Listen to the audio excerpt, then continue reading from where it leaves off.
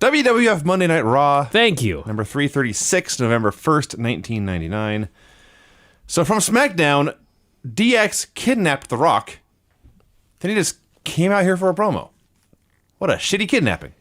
Dude, it's not only that. They had so many angles from SmackDown where dumpsters were dropped on dudes' cars, smashing them. That's literally what they said. They said smashing them. Yeah. And then the guys come out for segments. I was like, well, they weren't smashed then. It was a light smashing. They got better. Yeah, it's just one thing after another. It's like, why even bother having SmackDown? I don't know. Like, you show the angles, but they don't mean anything. So Raw comes out here, he's singing, he's doing a concert singing SmackDown Hotel, the crowd singing along. Ross notes he's never seen anything like it because he hadn't. And Rock refers to Road Dogg as a nothing, a peon, a blemish on the Rock's buttocks. And they had a match. I gotta say one thing, by the way. I always gotta open up with something that makes me angry. When I go to watch this retro Raw, and I see that it is 1 hour and 42 minutes long, am I the only one that gets so irrationally angry about this? Let me explain something. In television, if you got a 1 hour show, are you ready for this? If you got a 1 hour show, outside of commercials, it's 42 minutes. Correct. All right? So a 2 hour Raw, if there were no overrun, would be 84 minutes long. With you. Am I right? Okay, it's less than 90 minutes. That's good math, right? Brian. This goddamn fucking show was 1 hour and 42 minutes long, which meant the overrun period went 18 minutes past the top of the hour. Did you take off these 7 minutes? I will say, to be fair, there was this, what do they call it? Extra attitude. Fuck the extra attitude. That's the biggest waste of time ever, 90% of the time. So that was about 7 minutes of this. So they only went 11 minutes past the top of the hour. But God, that just drives me nuts. You can't fit all this shit into 2 hours? That's all I got to say about that. So the match is Rock versus Road Dogg, and I love the start of this was so awesome because Rock has just done this promo. He's insulted Road Dogg. Road Dogg comes out. He's got a mic, of course. He's all pissed off. They go to fight, and Road Dogg was charging in a fight, and then Rock gets the first punch in, and Road Dogg's switch gets flipped. Now he's cowering. He's backing away. He's desperate for help. What a great heel. That's not even the best part. Road Dogg gets a little bit of heat on Rock. He's kind of running wild a little bit. And then he goes for a pump handle. Yeah. He gets behind the Rock. Yes, he does. He begins violently humping his ass, at which point, Rock mule kicks him in the nuts and beats the shit out of him. As he should. Yep. I howled at that spot. What an idiot that Road Dogg turned into. He was a fantastic... You were winning against the Rock, and you decided you needed to hump him. And you kicked your ass. And he beat your ass for it. So DX runs out, jumps the Rock 4-on-1 because Rock can't pin Road Dogg. Hunter, by the way, wearing his belt for this beating. What a geek. He's got to keep his shorts up. So Vince comes out. He goes nose to nose with Hunter, orders them all to the back. There's a confrontation with Vince and DX, and Vince books Billy Gunn versus Steve Austin, X-Pock versus Kane for tonight. Says it's not going to be a DX night, and Hunter says, yeah, it is. I love when Vince, he's signing all these matches. He says, Billy, you're going to face Steve Austin, X-Pock, you're going to face Kane. He turns to Road Dogg and he goes, you've already had your time in the sun. I was like, you're out there for a minute. And he got, it was 1 minute, you tried to hump a guy, and it was over. he got humiliated. That's your time in the sun tonight on Raw. Yes. You can talk about this. I'll be right back. Okay. Go ahead. All right. No cats or anything. It's weird. You don't know. He's just realized there's three of us and we can handle it on our own. So on SmackDown, the Big Show attempted to murder the Big Boss Man and Prince Albert by, as Brian noted, crushing them with a dumpster in the parking lot. The best part is he traps them in a car, he beats up the car, he puts the dumpster on them, and then he climbs up on this barricade or barrier. Sure. And he does the chokeslam roar. He did his pose. Well, yeah. After killing people. He just tipped over a dumpster for crying out loud. Yes. So then we have a promo here on Raw. Between SmackDown and Raw, Big Show shaved. Clean-shaven Big Show looks a little like Clancy Brown. It looks like you. I've heard that a lot too, yeah. Yeah. He doesn't know what he's capable of, he says. He's going to get his hands on the Big Boss Man. And then we go back and watch these shows, and there's so many horrible things we can't possibly remember them all. Did anyone remember the Big Boss Man and Prince Albert using tear gas to subdue the Big Show? Absolutely not. The door opens, a grenade, a tear gas grenade comes flying into the room. Well, to be fair, The boss man This used to I be gotta a hear. cop. So Cops used tear gas. So he's been hanging on to this Cobb County police officer's gear for 20 years now. I'm just saying. I might But the important thing is they were such vicious heels. They held the door to let the cameraman and the interviewer out. They were concerned Yes. about collateral damage. Right. Yeah. This Well, is you not know, good- sometimes you hear a story about some kid found a grenade. It's been there since like Vietnam or something and it's still alive. He could very easily have a canister of tear gas lying around. My bigger issue was this. They used tear gas on the Big Show, okay? Doctors come in. They're fighting to keep the Big Show alive. Right. He's turning colors. The guy's near death, okay? I just thought, I mean, this is a criminal act. You know what I'm saying? They poisoned him. Sure. They do a lot of crazy shit on this show, but this one for sure. They tried to kill the Big Show with tear gas. He's near death right now. Something's got to be done. Nothing was done. They came out later. And then I kind of got mad at myself a little bit because I realized that the reason that they tried to kill the Big Show with tear gas was because he tried to kill them by dropping a dumpster onto their car. Yes. No consequences for that either. But correct me if I'm wrong, tear gas doesn't kill people. Isn't that what cops use on crowds to disperse them? Well, it's on a crowd. This was in a small room, Lance. It was concentrated tear gas going into one man's nostrils. Oh man, Vinny's going to take a look right tear here. gas kill people. Dude, anything can kill people. Water can kill people, Vinny. I will say. As with all non-lethal or less lethal weapons, there is some risk of permanent injury or death when tear gas is used. See? That's right. In a small room. I will say, Big Show selling the tear gas was pretty impressive. Yeah, he did a good job. Probably legit tear gas on these maniacs. Big Show's one of those guys who is a way better actor than people give him credit for being, I feel. Yes. Because when you make him, I hate to single out Nia Jax, but like she's never said anything in her life that I've believed. Okay, the one exception was when they had that performance center. Do you remember what that was called, Lance? That goofy show they had. What was it Breaking called? Ground. Breaking Ground. Thank you. She was on Breaking Ground. She was very real. I believe things she said there, but on Raw, never. Whether she's a heel or a babyface, I don't believe a word she said. Big Show is good enough that when he's a heel, you believe that he's a pretty despicable person. And when he's a babyface, you believe that like he's a super nice guy. That's a talent. He's very talented, yes. Yeah, he's a very talented, large fella. I believe. Well, he's had lots of practice going back and forth from one to the other. Well, you know, he has. That is true. That's probably why. I believed him when he was Captain Insano. That's for sure. He's in a couple movies. Yeah. So yes, the Bossman and Albert used tear gas and put on gas masks, and beat the Big Show up. Edge and Christian and the Hardys versus Too Cool and the Hollies. Well, they're too much right now. They have the Too Cool music, but he's not Scotty Too Hotty yet. He's still Scott Too Hot Taylor. It was Too Hot or Too Cool? I can't remember. Anyway. It rhymes, Brian. Yeah. Too Hot, Too Cool Taylor? The team was Too Cool. Yes. So Scotty Too Hotty Yes. and Too Sexy Brian Christopher. Exactly, but he was Scott Taylor here. Scott Too Hot or Scott Too Cool? Whatever you prefer. Which was he? Anybody know? 12 Lance? seconds or 14. You Does anybody remember? care? I care. It's very I care you important. only had half the worm. Is he the cool one or the hot one? That's a serious question. So we're now talking about the McDLT. Vinny. It's a serious question here. Which one's cool? Which one's Brian, hot? Scott Too Hot Taylor. Okay, so he's the hot one. Yes. I got it. Cool. And Brian Christopher's the sexy one. Yeah, I'm just wondering if they had him cool before he became Scotty Too Hotty. For God's sake. You know what I'm saying? Listen, they did this match. The camera's cutting everywhere. The camera cut away in the middle of a Jeff Hardy dive.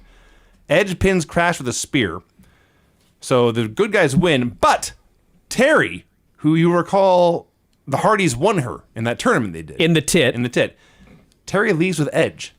Yeah. So for the first time here, Edge stole a woman from Matt Hardy. Oh. Man. Vinny. That's what happened. I mean, it Won't did be the happen. last time. Don't get mad at me. Yeah. My son actually walked in and was actually watching this match, and he says, "Hey, who's the little guy with the blonde?" I said, "Well, he's not with us anymore." And then, oh, that other guy, he's not with us anymore either. Sad. Who's the other one? Oh, Christopher, yeah.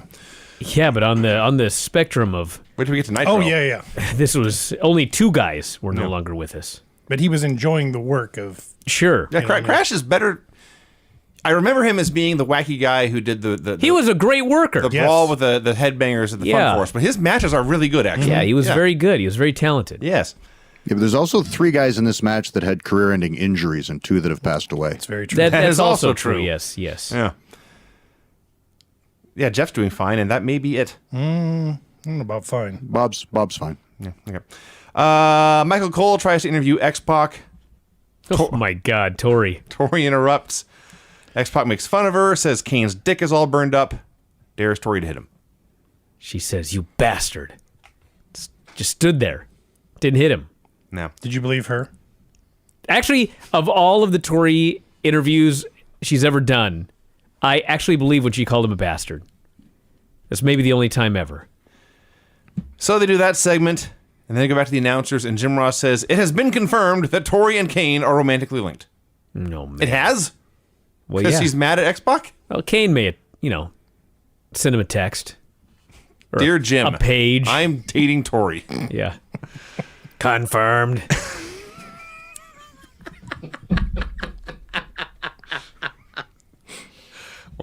Why did we never get Kane and Tori dating vignettes? We should Go have. get pasta. Going to the movies, They do the Lady and the Tramp thing with spaghetti. getting popcorn, but he can't fit it through that little slot. You know that That's little right, slot itself. he had? Slit. Yeah, slot, slit, whatever. Slot works too, yeah. Yeah.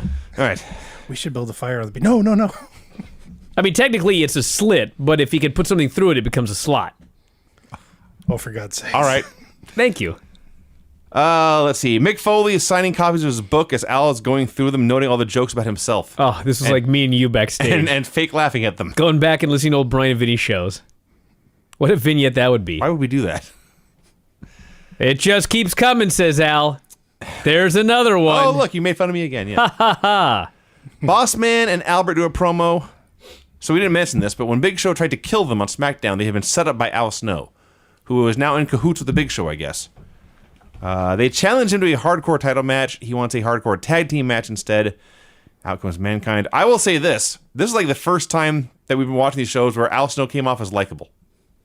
It was a decent little promo here. Well, he was likable here, and he was fairly likable that one week where he was explaining to Mick Foley what a treasure his book was, and how devastating it was that somebody had thrown it into the garbage can. Yeah, he stooged off the rock. So it's Al Snow and Mankind versus Boss Man and Albert. This, by the way, was a segment where the big boss man and Albert actually cut a promo saying, "You crushed us with a dumpster on Thursday," as they're standing there. It's ridiculous. They got uncrushed. You crushed us with a dumpster. Fighters heal faster than regular men. That's true. That's true. So in the middle of this match, they cut backstage where Val Venus is throwing Mick's book in the trash. The match is nothing but weapon spots. Boss Man is blinded. He slams his own partner. Al hip tosses him through a door and pins him. And the best thing to say about this is the crowd liked it. Did you notice the door still had its hinges and knob on it? No, I did not. It's 99. They don't give a shit about anybody. No. So backstage, Val Venus is burning This Mick Foley's was so books. awesome. This appears on the big screen, okay? The match ends. Mick Foley's in the ring. He looks up on the Titantron, and there is Val Venus. He's got a lighter. He's got this thing full of books, this trash can or whatever, and he lights and he throws it in there, and the books begin to burn.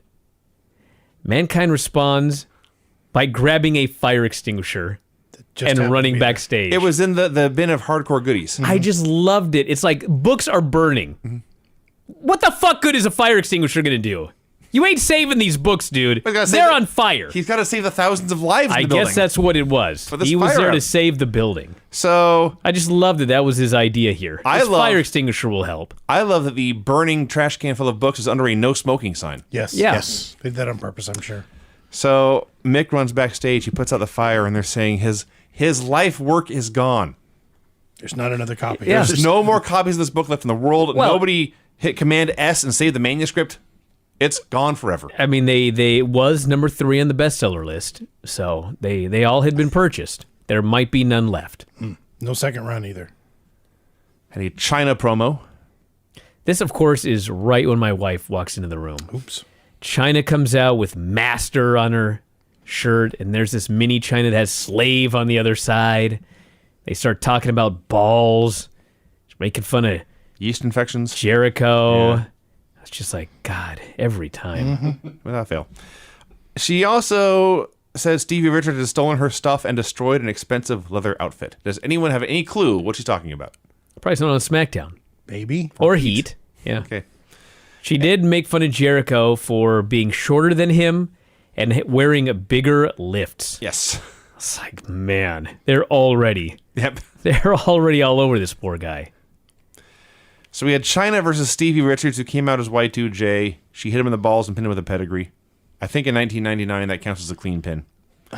Sure it does. Why wouldn't it? That's a ball shot. Why does no one remember that Chyna never gets any offense unless she hits people in the balls?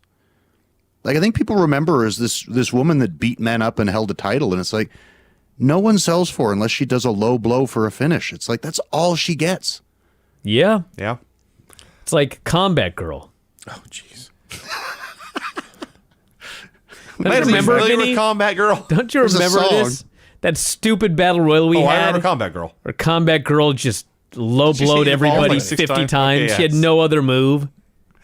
I do remember that now. Jesus. I was in a battle royal, and Matt was next to me, and he goes, "Keep her away from me. I don't want to touch her. I don't want to be around her. Yeah. Just keep her away from me, Craig." That sounds like her.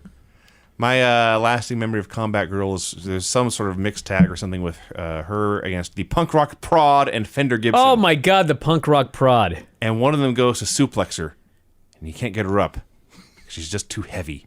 Yeah. So he tags in his partner, and they go to do it together. And they can't get her up because she's just too heavy. In one fell swoop, they made her look fat and made them look weak. Yeah. This is indie wrestling at its best. Oh yeah. Anyway, Jericho lays out Chyna, puts her in the walls, poses with the belt to a mixed reaction. We had DX having a huddle backstage. We had Steve Austin sitting there. He was looking glum. Steve Austin walking the hallways. Then we had the most amazing SmackDown recap of all time. Oh my God. This made me want to go back and watch this show. I gotta say, as much as I don't want to watch Thunder, okay, there's gonna come a day where the Raw Nitro, it's over, all right? Mm-hmm. And I watch some of these segments that they recap like this one, and I remember some of the things from Thunder, and I'm like, why don't we go back and do Thunder and SmackDown for like the 3 years that they were head to head? You know what I'm saying? We'll see how it goes. We'll see how it goes. We'll cross that bridge when we come to it, as they say. So, on SmackDown, everything that I'm about to describe actually happened. I am not exaggerating or making it up. Steve Austin subdued the Road Dogg by catching his leg in a bear trap. That's gotta suck. A giant metal contraption with sharp, pointy teeth trapped his leg and had him pinned in agony on the ground. And by the way, this was not a bear that was trapped. It was the Road Dogg. It was the Road Dogg. You'd think that would break and eliminate a man's leg. Sever something? A trap built for bears caught the Road Dogg, Yeah. and he was unhurt. Basically, well, he was very hurt here, but he wrestled in the opener on Raw. Go ahead. Then, Billy Gunn stepped in a snare, ended up hanging upside down by 1 foot in midair as Austin taunted him. Like the world's largest pinata. An ass pinata. Go ahead. Thank you, Greg. And then I think the most absurd of them all, DX is in their locker room, wondering what's going to happen next, when, out of nowhere, the fucking roof falls on X-Pock. I laughed so fucking hard. There's nothing happening. He doesn't like pull a cord. He doesn't step in a No. certain spot. The goddamn roof just falls on him. I was crying when I saw that one. Like, so we got to believe that Steve Austin decided, I got an idea.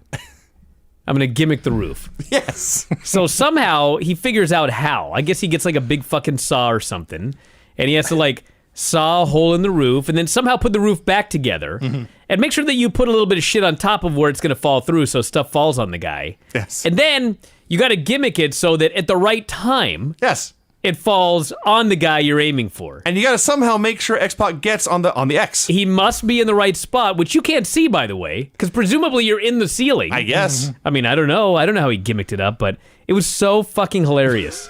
So That was a trap he had sprung. So on this episode of SmackDown, DX was done in by Bugs Bunny. Yeah. Steve Austin is a low rent redneck 007. Kind of, yes. Or MacGyver. Okay. Yeah. That's good too. So Austin's out here. He's cutting a promo. He runs down Hunter for playing games. The irony of that just hit me. He runs down The Rock for imitating Elvis, calls Rock a scared punk, and dares him to come talk shit to his face. Steve Austin versus Billy Gunn. This was shockingly quiet, the crowd here.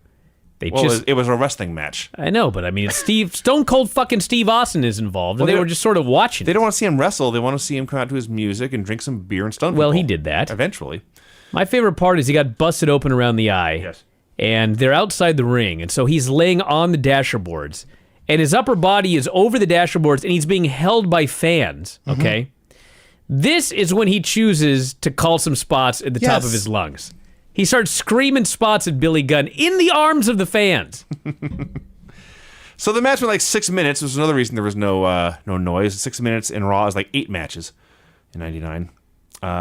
By the way, remember when Billy Gunn won King of the Ring like 4 months ago? You're still on this? No, I don't. Shocking. So Austin hits a stunner. DX hits the ring because Steve Austin cannot pin Billy Gunn. That was infuriating to me. The Rock can't pin Road Dogg. This guy's in a championship match at Survivor Series. You can't beat Mr. Ass. No. Did anybody notice how blown up Billy Gunn was? Well, he had to work 6 minutes. Steve runs a really fast singles. match, and Billy Gunn's got asthma. The last minute of this match, his mouth is wide open and he's dying. Oh, man. Poor guy. How many times did you work with Steve Austin, Lance? Never had an actual match. Fed lots of run-ins, though. Really? I always watch him, and he works his ass off. Oh, yeah. It doesn't matter, like, how hurt he is, his knees, his neck, or whatever. It doesn't matter who it is. He goes in there, and he gives it 100%. I got to give the guy credit for that.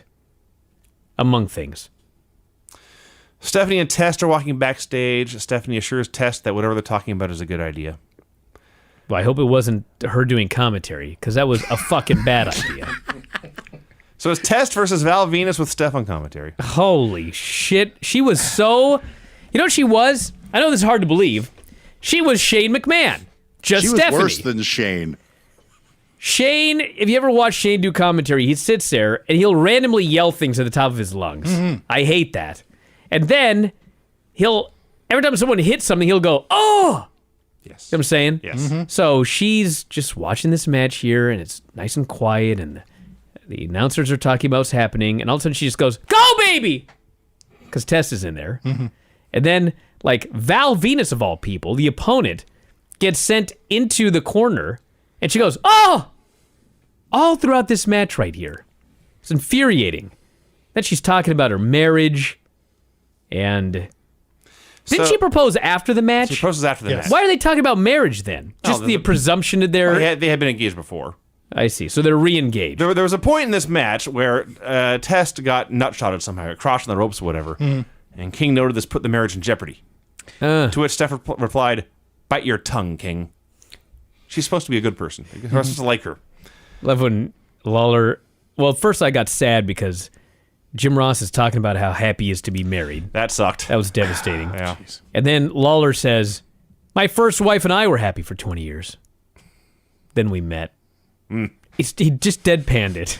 It's so I didn't good. even catch it. Oh, man, when he's on, he's got great material. So they wrestle for 4 or 5 minutes, and then randomly Mankind comes out and attacks Val for the DQ. Great. Another shitty finish. DQ. Steph says she has her memory back, asks Andrew to marry her. He says yes. I was so confused. I was like, didn't you already agree to get married? Now she comes out and says she's gonna break from tradition, she says. Will you marry me? He says, yes. Don't you remember? No, she I already doesn't. proposed. The McMahons are celebrating this engagement backstage when DX shows up to fuck with them, and they threaten Kane. I gotta say one other thing about Stephanie on commentary. So she comes out there, and she mentions that she's got her memory back. And Jerry Lawler says, you remember everything about Test? She says, yes, King, everything. And I was like, this is so fucking creepy. But then I realized, dude, wait. Remember these fucking angles where Vince is gawking her boobs and all this other weird ass shit that he did? Like this is just like the tip of the iceberg This here. is tame. It's gonna get like 10 times creepier. That's true. Yes. Kane versus X-Pock. So X-Pock calls Tori a slut repeatedly, so Kane killed him. Hits a big giant choke slam, and then as I wrote here, I'm not going to change this, DQ attacks for the DQ. You know, this reminded me of... You Sounds remember, more like a Nitro finish. Basically. Remember like 3 or 4 months ago when Kane and X-Pock randomly teamed up together? And like they were so over. That was a month ago. And the place just went nuts. They were super hot for a minute. They were so hot. Yeah. We got to break them up. We got to get some heat. I don't know what to tell you. It's just... Yes, Rob. Are you beckoning? Oh, I was just going to say, as some things change, some things... fuck it, I forgot to say. The more things change, Rob, the more they stay the same. God damn it. You know, Rob, that's the story of your life Hi, Lance. on this show. Oh, so perfect. I'm going home. You said Steph was bad on the mic. Oh, poor Rob. Poor Rob. Thank you, Lance. Zing. And the most important thing on this Raw by miles and miles and miles, we had a Kurt Angle video package. Oh, Smiling Kurt Angle. dude, I got to say, no matter how much I hate these fucking shows, and no matter what kind of mood I'm in at 8 o'clock on Tuesday every single fucking week, Kurt Angle's video package here made me so happy. Finally, something good is coming. Yes. Kurt's coming. Kurt fucking Angle. Thank God. We're going to have good matches, Great promos. comedy, Yeah. the whole 9 yards. Kurt still had hair here. Yeah. The most celebrated real athlete in WWF history, they called him. It's so funny reading The Observer when Dave's talking about this video package. He thinks that maybe this may be leading to the fans turning on this guy. You don't say. Like, it was patently obvious. Yes. He's a heel. I think it's by Dave. DX and the McMahons are shouting at each other backstage when Kane attacks. And somewhere in this melee, Vince says Hunter's going to have a title match tonight. Hunter challenges Vince. Shane tackles Hunter. And somehow this led to Shane getting the title match. Well, Hunter shoved Vince, and Shane was so mad that he tackled Yes. Hunter. They got pulled apart, and Shane said, "I want you." And so they signed the match. The Dudleys versus the Headbangers. Can you imagine, Vinny, the Headbangers? It's November 1999. The Headbangers are here beating the Dudleys. Did you notice the guy in the crowd with the sign? It said, duh, duh, duh, dummy boys. And then the Headbangers came out wearing the shirts with the exact same saying on it. Did not notice What that. came first? This could not have been a coincidence. I don't know. I presume the shirts were made before the sign. So as much as I never wanted to see this match, I have to be fair. It was not horrible. There were a lot of boring chants. Oh my God, they booed so loudly. Let's see. Thrasher got a hot tag. Nobody cared. Is that what it's called? It was a cold tag, dude. Sure got a To cold tag. to quote Jim Cornette, did you get frostbite from that tag? It was so Oh. goddamn cold. Nobody did anything. Can There we get was no Cornette on a noise. Bryan Vinny show, by the way? That'd be awesome. Oh man, reviewing an old Viewing Smoky old Mountain. Nitros? Huh. Yeah, that'd be even better. Yeah, Russo Nitro. Yeah. So, Thrasher pinned Bubba with a wonky DDT, and then the Mean Street Posse attacked the Headbangers in another match I have no desire to see whatsoever. No, that's going to be horrible. Steve Austin was drinking beer backstage. Shane McMahon versus Triple H.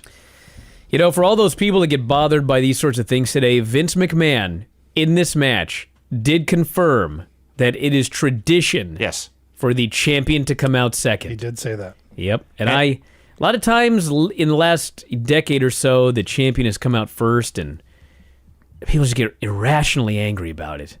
And I'm like, it doesn't really matter that much, but it really means something to these people.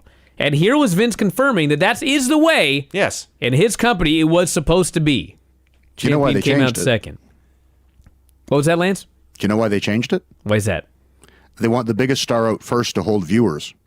Oh, but this If is Shane, well, if, yeah, this Shane is Raw. if Shane came out, people might turn to Nitro. That's actually valid when you put it that way. So Vince is the special guest ring announcer. He says he's breaking with tradition and bringing the champion out first. Jerry Lawler is outraged. So the real reason Hunter came out first here was so that he could be in the ring as Vince then announced that Steve Austin was color commentator, Kane was special enforcer, and The Rock was timekeeper. So every guy gets his own entrance. It all takes several minutes. Hunter and DX are just having a fit. And Vince is still at ringside, and they point out last time Vince was at ringside was Montreal, and in fact, Earl Hebner is the ref. Uh-oh. It's trouble. So one by one, the DX guys interfere. And Can we talk about Shane running down that damn ramp again? All right. Is it that hard to run? Apparently. It's so bad. He runs like he's on fire. He runs like he's trying to take off. Like his He has arms are worse- out to the side, they're flapping. He has worse Jimmy legs than Matt Hardy. I didn't say that, everybody. All right. So, X-Pock interferes. Kane destroys him, and they brawl away. Road Dogg interferes. Rock destroys him. They brawl away. Billy interferes. Austin takes him. They leave. So, somewhere in here, Hunter kicked out of a pedigree.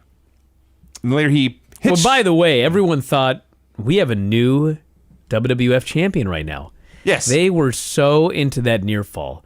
They were sure that Shane McMahon was going to be the new WWE champion, which is ridiculous till you realize that his dad was a champion. like a month before this. Yeah. So, anything could, in fact, happen. That's true. To be fair, the fans had just saw Shane legit hit Hunter like a dozen times. So he could have been knocked out. Oh, you mean potatoing him? Yes, he legit Thank hit you. him. So, I'm trying to teach Paisley all of the fruits and vegetables, and she's learned tomato. She's got like this giant basket of all of these little fruits and vegetables, and she literally will say, "Let's do the fruits and vegetables." Then I have to sit there and hold one up, and she says what it is, and she puts it in the basket. Anyway, tomato and potato, she cannot figure out. yeah. Like She understands tomato, but she thinks a potato is a po-tomato. Yes. I've been trying very, very hard. So anyway, Shane was po-tomatoing him repeatedly here in this match. Is that worse than a potato? Yeah. Yeah, when Shane's doing it. Yeah, Shane. Yeah, because you know the tomatoes what they throw at you in vaudeville when you suck. So the po-tomato is actually a great description of what Shane McMahon does to his opponents. Let's get that. When in you Urban potato him Dictionary. so bad, you get color. Yes, Oh, hey, that a makes sense, po-tomato. There we go. So Hunter pedigreed Shane, but then Austin stunned him. Vince swung the belt, but Hunter ducked. He hit Shane on accident, and Hunter nutshotted Vince and pinned Shane. There you go. Because the Did anybody only... notice? Go ahead, Lance. Anybody notice that Shane got knocked out early in this match and was totally stumbled his way through, being carried unconscious almost through the last minute of this match? I can't imagine that happening to Shane McMahon in a match. Isn't that happening like 50% of his matches? I think it was the high knee. He banged his head against the mat on the bump, and you could just tell because it was that one near fall where he didn't kick out, and the ref just sort of stopped the count. Yep. You know, I hate to bring this up, but I mean, I can't help but notice. There are so many promos that he does on SmackDown where it's like he cannot remember what he's supposed to say. And sometimes he gets weirdly emotional. He's like 47 years old. Like, it's not going to end well. Which is why I get really upset when I see him falling off the fucking cage at 46 years old with his kids in the front row. Maybe that's why he runs like that. He's running, well, he's always running like that. By the way, the only one who can beat a McMahon is another McMahon. That's what we learned in this match here. Yes, that's a key point. So I know it's pointless, and I know it made you angry that it made the show longer, but extra attitude is, at this point, one of the best things on the show. What? true. Because It was good. Hunter is great at comedy. Yes. Well, yeah, that's true. So last week they did the silent movie. This week the gimmick was Austin kept catching beers, and Hunter kept wanting to try, but he could never catch one. He has horrible hands. And then finally, of course, he finally caught one and then got stunned like 18 times. It was great. Maybe we'll have to watch these instead of Raw. Can I instead get of- away? You guys cover Raw, I'll cover Extra Attitude. How about that? That seems fair. See what we can do. Brian, do you have my music? Well, Vinny, let's try this. The finishes on this show were no finish in the opener due to gang beating, clean pin in a hardcore tag match, pin after nut shot, DQ due to run in, DQ due to run in, DQ due to run in, clean pin, and then a pin after all sorts of interference and weapon shots. Fuck these DQs. I'm sick of them. I'm sick of them. We're just getting started. WWF Monday Night Raw 337, November 8th, 1999. We got to blow through these shows because we'll be here for 4 hours if we don't. Well, the Raw one will be quick. This is easy. I wrote almost nothing about this show except boring, bad, boring, bullshit. Should we just skip Raw and do Nitro? Nah, let's get it over with. Austin's doing a promo. He's upset Vince hit him with a belt on SmackDown. Vince comes out. There are microphone issues. Austin takes the mic, tosses it 50 yards up the aisle, to which Vince screams, "That was a $10,000 microphone!" Oh man, wrong show to make that claim. Less than $500. Yeah, it's Sennheiser. It's about 6. It depends on the brand, Craig. I'll bet you that was less He than insists $500. hitting Austin was an accident. It was the 90s anyway. Vince insists hitting Austin with the belt on SmackDown was an accident. To prove it was an accident, he makes himself ref at Survivor Series. Yes. What? What? I cannot connect these dots. It's a dumb show. What does one have to do with the other? Nothing. Rock is out. He says Vince is lying. Has more microphone issues. Vince says, "Oh, you hit Austin with a hammer. Was that an accident too?" And Hunter comes out, and they all jibber jabber for a while, and nothing happened. No. They just announced that Hunter is walking out of the Survivor Series as champion. Which, by the way, is apparently next week. Yeah, this coming Sunday. This is the go home show. Yeah, this is a go Yeah. home Did show you know for that Kurt Angle's wrestling on Sunday? I did not. Yeah, they did a hell of a job building up that match with Sean Stasiak. I forgot until you mentioned it right now. Yes. Yeah. So for those of you who are not around or do not recall, Al Snow's toy came with Head, the mannequin head. Yes. And some people who do not follow wrestling saw this toy and believe that Al Snow was playing a murderer who decapitated his victim and carried the head around. Yeah. So his toy got pulled from Walmart or whatever. Yes. So the New Age Outlaws and Mankind and Al Snow all discussed this for a while. This led to the New Age Outlaws versus Al Snow and Mankind with the Job and Sock connection defending the World Tag Team titles. This was another one of those SmackDown title changes. I will get to this. Well, we'll talk about the match first. But yes, I had no idea Al and Mick were the tag team champions, and then 5 minutes later they were not. Well, they told us when the match started that they won them on SmackDown. They at least alerted us to that. But I don't know who they won them from. I can't remember who the champions were prior to this. Holly. The Hollies. Didn't the Hollies lose it to somebody? See, nobody knows. Well, see, I will discuss this is the sign of a bad television show. I will get details on all of this. Well, the match is the Outlaws won here and then the new tag champs. All right. Vince said anyone who interferes, it'll be their ass. So there you go. Twice he said that. Yes, he had to make sure that he reiterated their ass. Yes. Val attacks Mankind. This distracted Al Snow, and Billy hit Al with a chair and pinned him. This is like a no DQ match or something, because this all happened right in front of the referee. I don't know. So, in 1999, this is, thankfully, the 15th and final time these tag team titles change hands. Wow. It is the 10th title change in the last 4 months. Wow. The longest reign of these tag team titles in 1999, a whopping 64 days That's not bad, actually. Jeff Jarrett and Owen Hart. How about that? So since March, they've changed at least every 2 months, usually much more frequent. Can we talk about how Al Snow got hit in what they claim was the back of the head? Luckily, it turned out it was just his back. They corrected themselves in the replay. Yeah, but they didn't get it. The camera missed it. Mm-hmm. What? They missed the chair shot. They missed the chair shot leading to the finish. We had to see a replay like 5 minutes later. I see, yes. Okay. Yeah. I had to quit on the spot. I had... So DX is celebrating with the belts backstage. X-Pock brags he's going to beat up The Rock.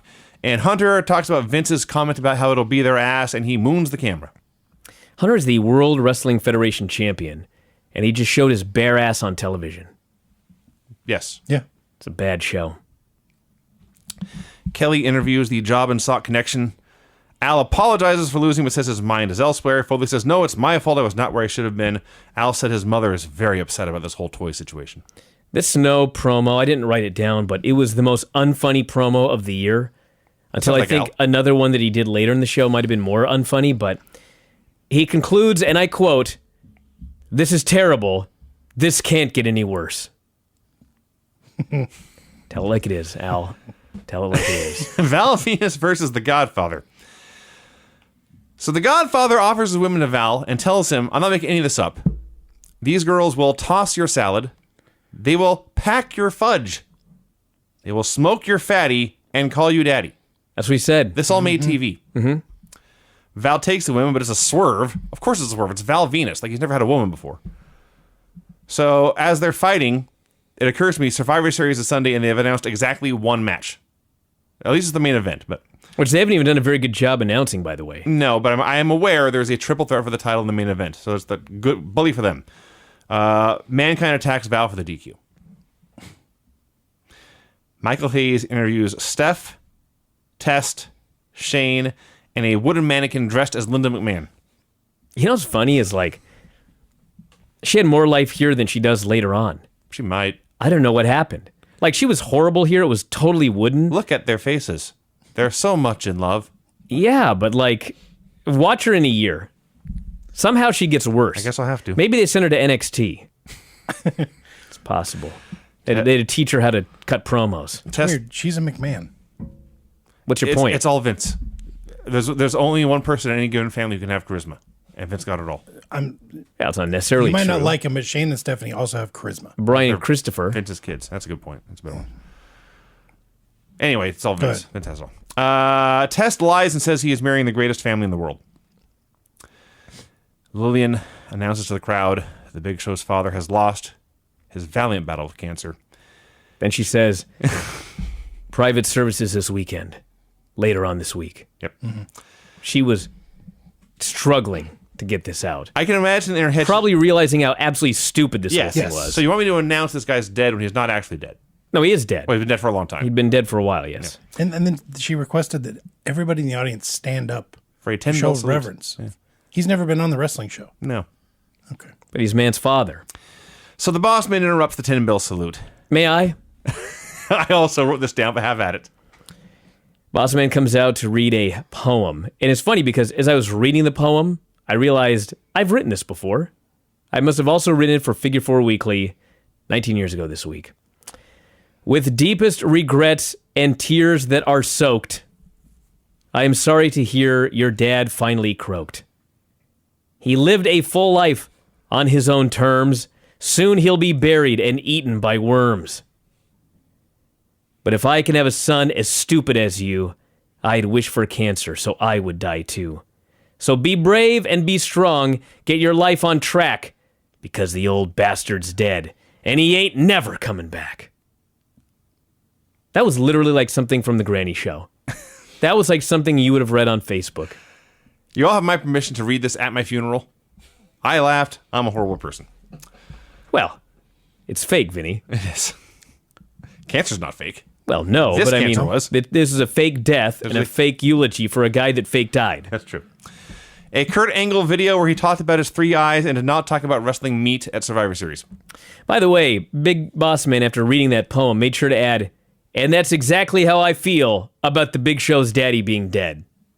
In case you were confused why he read that poem. Thought maybe he was joking. Yeah. It was- Edge and Christian and the Headbangers versus the Mean Street Posse. And the Bulldog. And the British Bulldog. Excuse me, can we just read that one more time for the please. listeners at home? I'll say it again. The second team. Edge and Christian and the Headbangers against Edge and Christian and the Headbangers. as a team, all Okay. 4 of them, against the British Bulldog and the Mean Street Posse. That's just the craziest match I've ever heard It's of. up there. It's up there. After all these years, the Bulldog finally got his European title. That made me laugh. So my question, When the hell did he win it, by the way? I don't know, but he came out with it. I thought he was given it. He may have been. I don't care. Like, it doesn't matter. They basically created it doesn't for him. He didn't get it, but he's got it now. So my question going into this is Thrasher of the Headbangers better or worse than the Mean Street Posse? I did not get a definitive answer on this. No, it depends on the posse member. All right. I mean, they're all different levels of bad. Who's the worst? Well, Joey Abs is supposed to be the worker, but he's pretty bad. He's pretty horrible. And Pete Gas got a funny name, but he's fucking horrible. Yeah. I mean that in the nicest way possible. Friendly guy. And Rodney Lionheart is right in the middle. Like, he should be worse, but he's almost as good as the guy who's a real wrestler. Yes. Yeah, okay, that's fair. Exactly. And Thrasher is a real wrestler. Kind of. So this match went a minute, and the Headbanger slammed Christian on top of Rodney and pinned him. McMahon and DX yelled at each other for a while. They were in Happy Valley, Pennsylvania, the home of Penn State. So Jericho goes to Beaver Stadium, which is the name of the building. No. Even I know that's appalling. Says it's named after a filthy, disgusting woman. Chyna should surrender the title when they meet at the Survivor Series. So there's 2 matches I know now. The one good thing on the show, X-Pock and The Rock. Like, this is how to do a 4-minute TV match. Yeah, but you know what? I hate to say it. When you do a show with so much bullshit and nothing happen in matches that go like 30 seconds, The Rock and X-Pac come out for 4 minutes, and I'm like, can you end this already? You know what I'm saying? I should never think that. But they condition you that a long match is boring. Even when it's a good match, it feels like it should be boring because it's going on so long. And this wasn't a long match. It was 4 minutes. 4 minutes is an eternity on this show. That's true. So people were totally in the finish as Rock made his comeback. Kicked out of a chair shot. People went just nuts for that. And X-Pac hits the Bronco Buster, But as he turns to crotch top, he turns around and Rock is back on his feet. He went for the X Factor and Rock hit a rock bottom for the win. Rock won, everybody, in case you were wondering. So this is awesome. Yeah, they might be wondering because a couple of weeks ago, X-Pock pinned The Rock clean in the middle with a kick. So You remember that? No, I do. it's Raw 99. They I were doing remember some nothing. match, and X-Pac kicked The Rock, and he covered and pinned him. Yeah. So DX attacks. Vince says this is between him and Hunter. Oh, their ass. Books Hunter in a title match against Test, which literally makes Hunter laugh until Vince announces the guest referee is Shane. The timekeeper is Vince. If DX comes within 50 feet of the ring, Vince will stop the match, take the title from Hunter, give it to Test. Hunter is now pissed, and then Rock recovers, and he hits a rock bottom and hits a people's elbow, and everyone is happy. I thought this was a tremendous segment. You ever notice the way they do these shows back then is Hunter is a heel, and at the end of the show, he's going to be victorious. Mm-hmm. So it's not like it's 2 hours of Hunter getting heat on everybody and then getting heat at the end. Hunter is humiliated, and he's beaten up, and he's made to look a fool through the entire show, and at the very end, he just gets one over on him. Mm-hmm. That's the way they do it. They've completely forgotten this formula. Of course. Yes. Now, if you're a heel, it's just constant, unending heat. And every now and then, the babyface will get something, and then you beat up the babyface, and it's another 3 months of constant, unending heat. Yes. It's fucking Raw last night.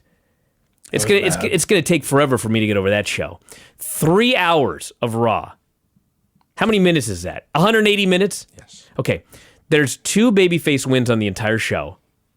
One of them is Apollo Crews over Jinder. That doesn't even count. No. Okay, so of things that matter, there's one babyface win on a 3-hour show, and the entire rest of the show is heat, humiliate, make fun of guy's woman's dead father, heat, make fun of Roman Reigns having leukemia, heat, stuff Kurt Angle's takedowns, humiliate him, beat him with his own move. Talk about how he should retire. That was Raw. Vinny, they also had a women's tag match that went through not 1, but 2 commercial breaks. And then at the end, you know what the finish was? After 17 minutes, It's a long match. somebody broke Jim the Anvil Neidhart's sunglasses that he'd given to Natty, That she debuted this week. and she dropped to her knees and began to cry, and everyone just went to the back. Excellent. They didn't even ring It's a really the bad show fucking last bell. night. That's tremendous. So, and Nitro was still worse than that show last I night. guarantee you. This show was better than that night, than that Raw last night. Chyna comes out for a promo. She's talking about Jericho, warning him, "Don't see me as just a woman." When out comes Stevie Richards dressed as Elvis Presley. Painfully unfunny. Why? I don't know. They weren't in Memphis. No, they were in Pennsylvania. This was dumb. Oh, what famous Pennsylvanian is he gonna? George Washington? Yeah. Why not George? Powdered wig. They're close to Jersey. He could have done Bon Jovi. It sucked. So he sings a song about bringing home the bacon, frying it up in the pan. She's the 9th wonder of the world. She'll never let you forget you're a man. A lot of poetry on the show. Jericho comes out and attacks Chyna and Stevie. And there's a big pull apart. This feud is bizarre. It sucks. Another word for it. The acolytes are at the bar. They're appalled at Jericho's behavior. See that little Canadian bastard they call him, doesn't know how to treat a lady. At which point a woman arrives and attempts to seduce them both, which they appear to be down with. Exceedingly perky. And he poured in a storm. I guess so. Al he's backstage. He says he's not a murderer. His family argues with him on this point. Says at Walmart you can't buy his doll, but you can buy a shotgun and ammo. Foley arrives with gifts. He's not wrong. I've actually forgotten this whole thing. I'm just reading my notes here. Mick says shows up and gives Al head. CD. Yeah, They do was head the- jokes. That was the big joke. Yes. That's Yeah. right. Ha ha ha. Big Boss Man versus Kane. Big Boss Man versus Kane? Mm-hmm. There's so many random matches on this show. That's Why all is they a do. Big Boss Man facing Kane? I don't know. And you'll never guess. There's a disqualification. Prince Albert attacks Kane for the DQ. This is terrible professional wrestling. Match went like a minute, like all the other matches on the show. There's no point in talking about them. At the bar, a guy tells the acolytes to get their hands off his woman. They say she was happy to be there, and she was. They offer to buy this guy and his gal both beers. The guy rudely says no. DX is huddled backstage. Hunter's still fuming. Too Cool versus the Hollies. Hey, they're too cool this week. Too Cool this week. Scotty debuted the Worm. He did the Worm last week. He did. Nobody gave a shit. No. Boring chance. Their promo was so cringe. Oh, yeah. We're going to get crunk on these mofos. Well, it was designed to be, Vinny. Not like this. Nah, it was designed to be. Frickety fracker wannabes. Yes. Okay. You think they were trying? You think they thought that was going to get over as cool? I think they thought it would be entertaining, But they do get over as cool eventually. And they do get over as entertaining.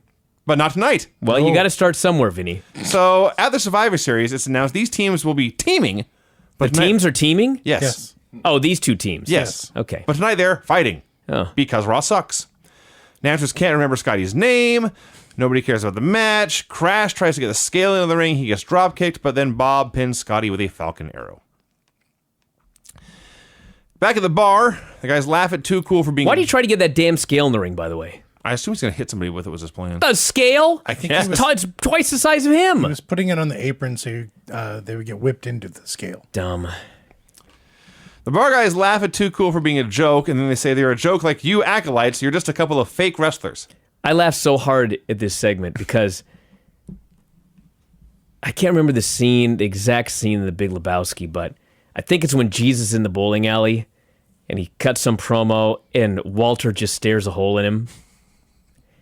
Farouk and Bradshaw are called fake wrestlers, and Farouk starts laughing and Bradshaw plays Walter. Yes. He's not laughing at all.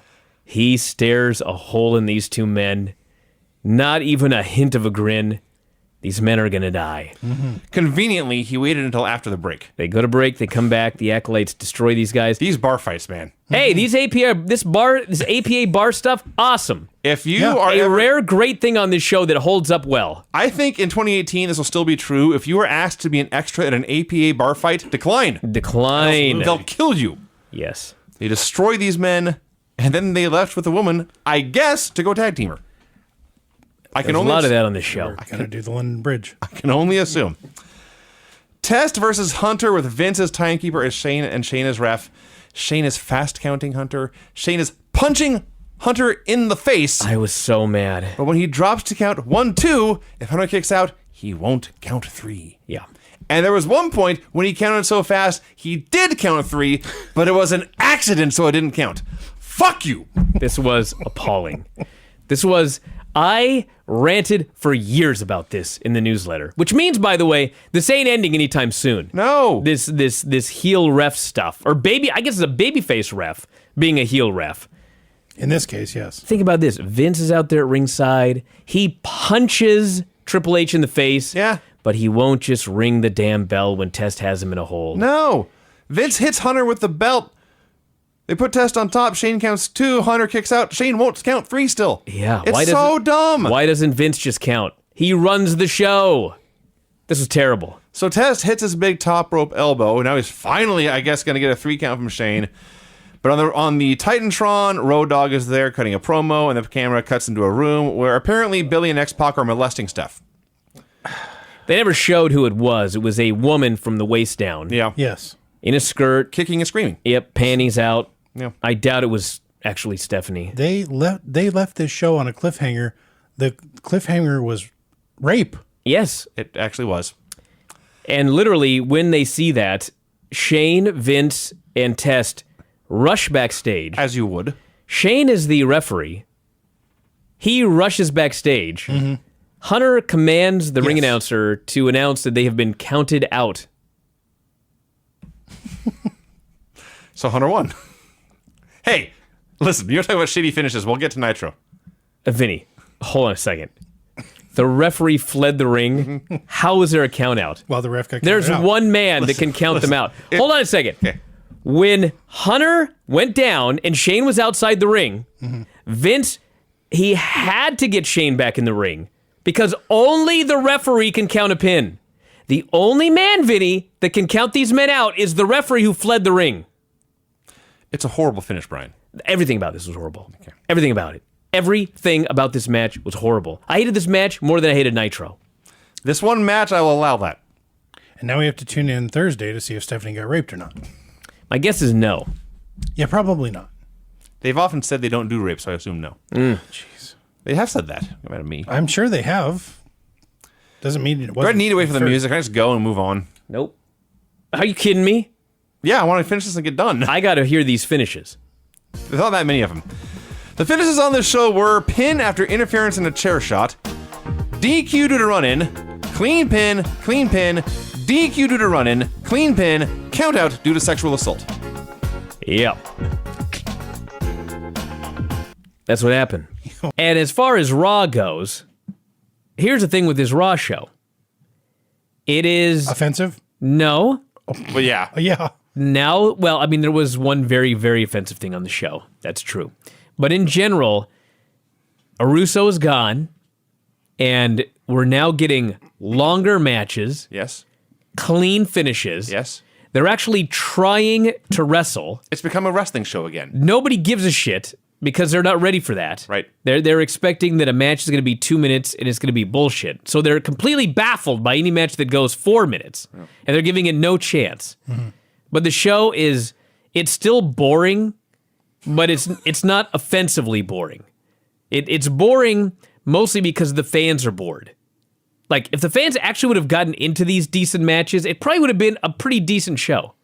But the only match they cared about at all was a hardcore match with The Rock. And that was the main event. It's pretty good. Everything else they didn't give two shits about. Now I'm ready, Vinny, for our actual review. WWF Retro Raw 338, November 15th, 1999. Jim Ross informs us that at the Survivor Series the night before, Steve Austin was run over. He's gone for like 6 months now. Well, at least. I mean, we know it's 6 months. I'm seeing this in hindsight. But at the time, he was told, you should never wrestle again. Yeah. Your neck is fucked. Yeah. Also, the Big Show won the World Championship of the Survivor Series, which is news. Excuse me, the Big Show? He was not booked in the title match. There's not much explanation for how this all went down. The Big... So Stone Cold Steve Austin, to the best of their knowledge, may never wrestle again. Mm-hmm. And so their decision was, Right. let's put the title on The Big Show. Let's have the Big Boss Man pin The Rock in the middle of the ring. And that'll be our new title feud. That was their idea. Did you look up the numbers for this show? I did not. 6.3 to Nitro's 3.2. Yeah. Hey, it's closer. How? There's only 3 full points. So DX comes out for a promo. Nobody, not Hunter, not the announcers, not Vince himself, nobody denies Vince McMahon screwed Triple H at this pay-per-view. The Big Show is champion because Vince screwed Hunter. And it occurred to me here as he's talking, it's November. It's the middle of November. Triple H has now won and lost the world title twice since August alone. So he runs down Vince for a while. Vince finally comes out. The best part of Hunter's promo, by the way, is watching Billy, Road Dogg, and X-Pac fight each other for camera time. Try to step in front of each other. Vince comes out, makes some prison sex jokes about Mr. Ass and the Road Dogg. He shows the crime Hunter committed, he says, against Steve Austin. So they cut to Survivor Series, or maybe before the show. Steve Austin is doing a promo. It was in the middle of the show. Middle of the show. The middle of the show, by the way. Do you remember what we did on the show, by the way, this day? No? We did a show for Tim in the lobby of a movie theater in Canada. Oh, With the spaceship on top? Yeah, the spaceship. I remember that. Yeah. Yes, and we all watched the show in a theater. Yeah. I didn't know it was this show. How about that? I think it was this show. Pretty sure it was this show. Anyway, yeah. So Austin's doing a promo when Hunter runs up and, like, punches him, but then stops to take a drink. Yeah, because he had to spit something in his face. Poor form. Oh, that was his plan? Yes. I see. Yeah, he I runs thought he up just- to him, he hits him, he takes a swig of his drink, and he spews it in Austin's face. I see. And it's so random Yeah. that Jerry Lawler screams, "What did he spray in his face? Like, it must be something." No, it was water. It was water. That was weird. So Austin gives chase after him, and there's a point here where he's in the parking lot, and the camera zooms in on a car in the background before it charges. The camera charges. This was very well done. Yes. Because this was a one-cut thing. It's not No like- cut. Or excuse me, a no-cut thing. In one continuous shot. One continuous unbroken shot. Unlike the David Flair thing where it was very blatantly his stuntman getting run over a few weeks ago. And the camera is on Austin, and it pans over to the car, and a few seconds go by, and the car zooms in. Now you've had time for a stuntman to come in and take Austin's place and take the bump. And the camera follows the car away. Several seconds pass, and then it turns back, and now Austin's laid out. That was very well done. Yes. Except there was plenty of time for Austin to get out of the way. Maybe he was drunk. Yeah, he was confused. I see. His reaction time was slow because of all the beer. So Vince blames Hunter for this. Hunter denies it. And then policemen come out. I wrote here cops and officers, which seems redundant. They come out to the ring to interrogate DX. Mankind versus Val Venus. Here it goes. They had plenty of time. A fairly lengthy match that 5 minutes or so. nobody gave a shit I did. about. I cared. Really? It was a fun wrestling match to watch. Okay. I was talking about the crowd in the building. Fuck them. No. They're the audience, Vinny. I realized the idea is to make them happy. Get them to pay money. Anyway, they had time. They had a good brawl. They had a good finish. Mankind hooked the Socko Claw, and he beat him. Yeah. Val Venus had burned some of Foley's books. Mm-hmm. Foley, the babyface, was out for revenge. He secured his revenge, and it was a happy ending. Yeah. I couldn't believe my eyes. I described this I match thought I was as, watching another promotion. I described this match as refreshing. Yes. I just got to sit back and enjoy it and not have to think about 47 And be pleased when it was over as and a not fan. and be happy with the result and not have to think about 47 different things and what's going to happen So this next. feud is over. They'll never wrestle again. Yes. I hope so. Okay. DX is backstage making some very unfunny jokes with the cops. Hunter puts the heat on Vince, says he's the one who hated Austin forever. They're told in a very serious manner they are the main suspects in an attempted vehicular homicide. That does sound serious. It does. We'll find out if Rikishi is charged when the day comes. Attempted vehicular homicide. Yeah, spoiler everyone, it was Rikishi. Yeah. He did it for The Rock. Can you imagine? He hasn't even been on Raw yet. You're right. His crime occurred on Raw before he showed up. Yes. Stephanie and Test arrive. Luna is there. She says hi. She's happy for them. She has also found someone special. She got them a gift. It is a stuffed squirrel. By which I mean she went into a yard, killed a squirrel, stuffed it, and gave it to him. Well, I mean, that's what we're supposed to think, but it looked like just a squirrel, like a doll of some sort. I actually have one very similar to this that Paisley plays with. So I was not as shocked as Test and Stephanie. Godfather in making his Monday Night Raw debut, Kurt Angle. Finally. You know, maybe it's not a coincidence. This show got a million times better the week he shows up. Yes. So they are in Pittsburgh. He gets extra booze. Well, they had him come out before the show and bury him. Of course. They're not dumb. Make sure he got booed. Godfather offers the women in exchange for a gold medal. Kurt is no dummy. These were not that high end. He says he's here to wrestle. He scolds the fans for cheering the Godfather and booing him. Godfather, by the way, the straight hair, not a good look. No, I don't know what he was doing with his head. So, in the middle of the match, the Godfather's making his comeback, and some guy appears at ringside with a sign reading "Worldwide Filth." Oh, no. Mm-hmm. You know where this is going. Oh, I do. Oh, yeah. Oh, I do. And the Godfather is distracted. He takes the sign away and breaks it, but then Angle grabs him as the Angle Slam and wins. Yes, Rob. So if where this is going is where I think is going is actually funny because I saw something on the Twitter machine the other day. Apparently, somebody had interviewed Charles Wright. That's the Godfather. The Godfather. Yes, the sorry. Godfather. Sorry. And Shoot name. And this is going to come as a surprise to everyone. But apparently, when they took the Godfather gimmick away from him to become the Good Father, he was very unhappy with that. Mm-hmm. I'm shocked. I know, right? They took away all of his hoes. Yeah. Right. And made him wear a tie. Well, you know, at the end of the day, he got a last laugh in. He did? Yeah, he started working at a strip club. Oh, yeah, sorry. Surrounded by women for 15 years afterwards. Touche. Own the strip club, not just work in. I don't know if he owns it or not. Maybe he does. So the cops go to talk. I've never gone there. All those times we've been to Vegas. Not one time have we gone there. Which one is his? I can't remember. I haven't been to a strip club since I got married, so I don't remember which one. We went to a few in Vegas. I'll take Bridget and myself there. That's a How good about idea. that? That's a You good can stay plan. home. That's a good plan. Yeah. The cops go to talk to Vince. After the break, where their discussion continues, Vince tells the cops that yes, he and Austin had their troubles in the past, but they had grown closer together. They ask, is it true that Steve Austin attacked you with a bedpan? Vince says, well, yes, there were a lot of attacks, but if you go back and watch the Survivor Series show, you will see I was watching on a monitor backstage. It cannot possibly have been me. So they leave to go talk to Briscoe and Patterson.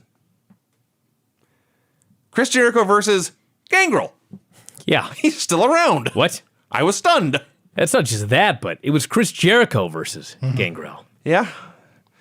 So Jericho failed to win the Intercontinental title at the Survivor Series, and Yes. he had sworn beforehand if he failed to win the title, he would get a sex change operation.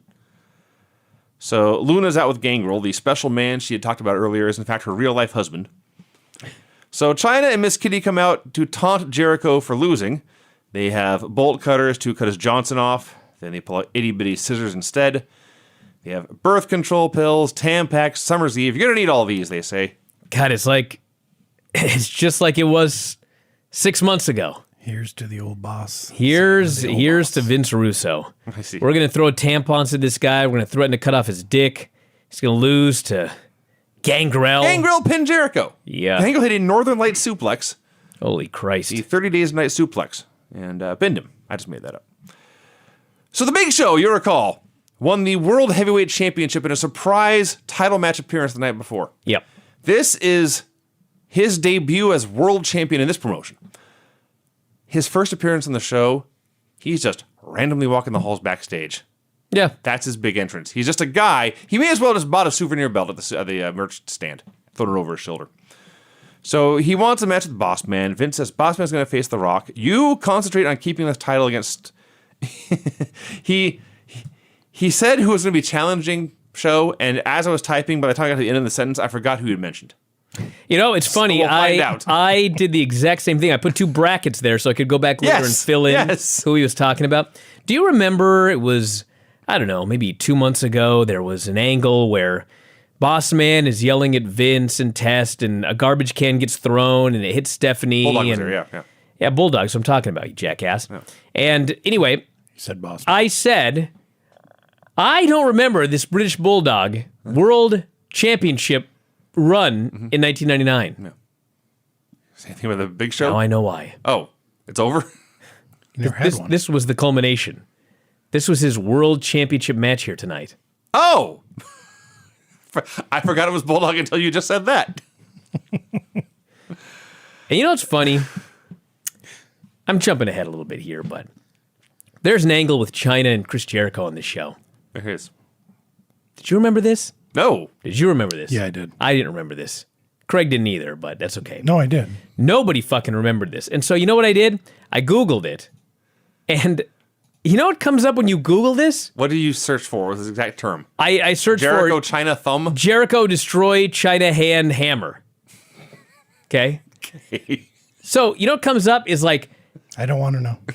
article after article after article, all with virtually the same headline. 5 Attitude Era angles you don't remember. Oh. There you go. I totally remember. Nobody else remembered either. Point of this is not my brain, Vinny's brain, anybody else's brain, okay? There's a reason nobody remembers the British Bulldog's return in 1999 in his quest for the championship. Because it was nothing. And I'm sure as we move on through the next few weeks of Raw, it'll be very obvious why nobody remembers Chris Jericho breaking Chyna's fucking hand with a hammer in an interrogation scene. Just a bunch of shit. Well, on that note, I'm not done with this segment yet because Vince dismisses the Big Show, his brand new World Heavyweight Champion, goes to yell at DX for a while. He books Road Dogg against Al Snow. Road Dogg is utterly unconcerned. Books Mr. Ass against Test, and then says Hunter is wrestling Kane. The cops meet with the Stooges. This was great. They admit that No. We gotta start at the beginning. They first go to Briscoe. What can you tell us about Vince McMahon?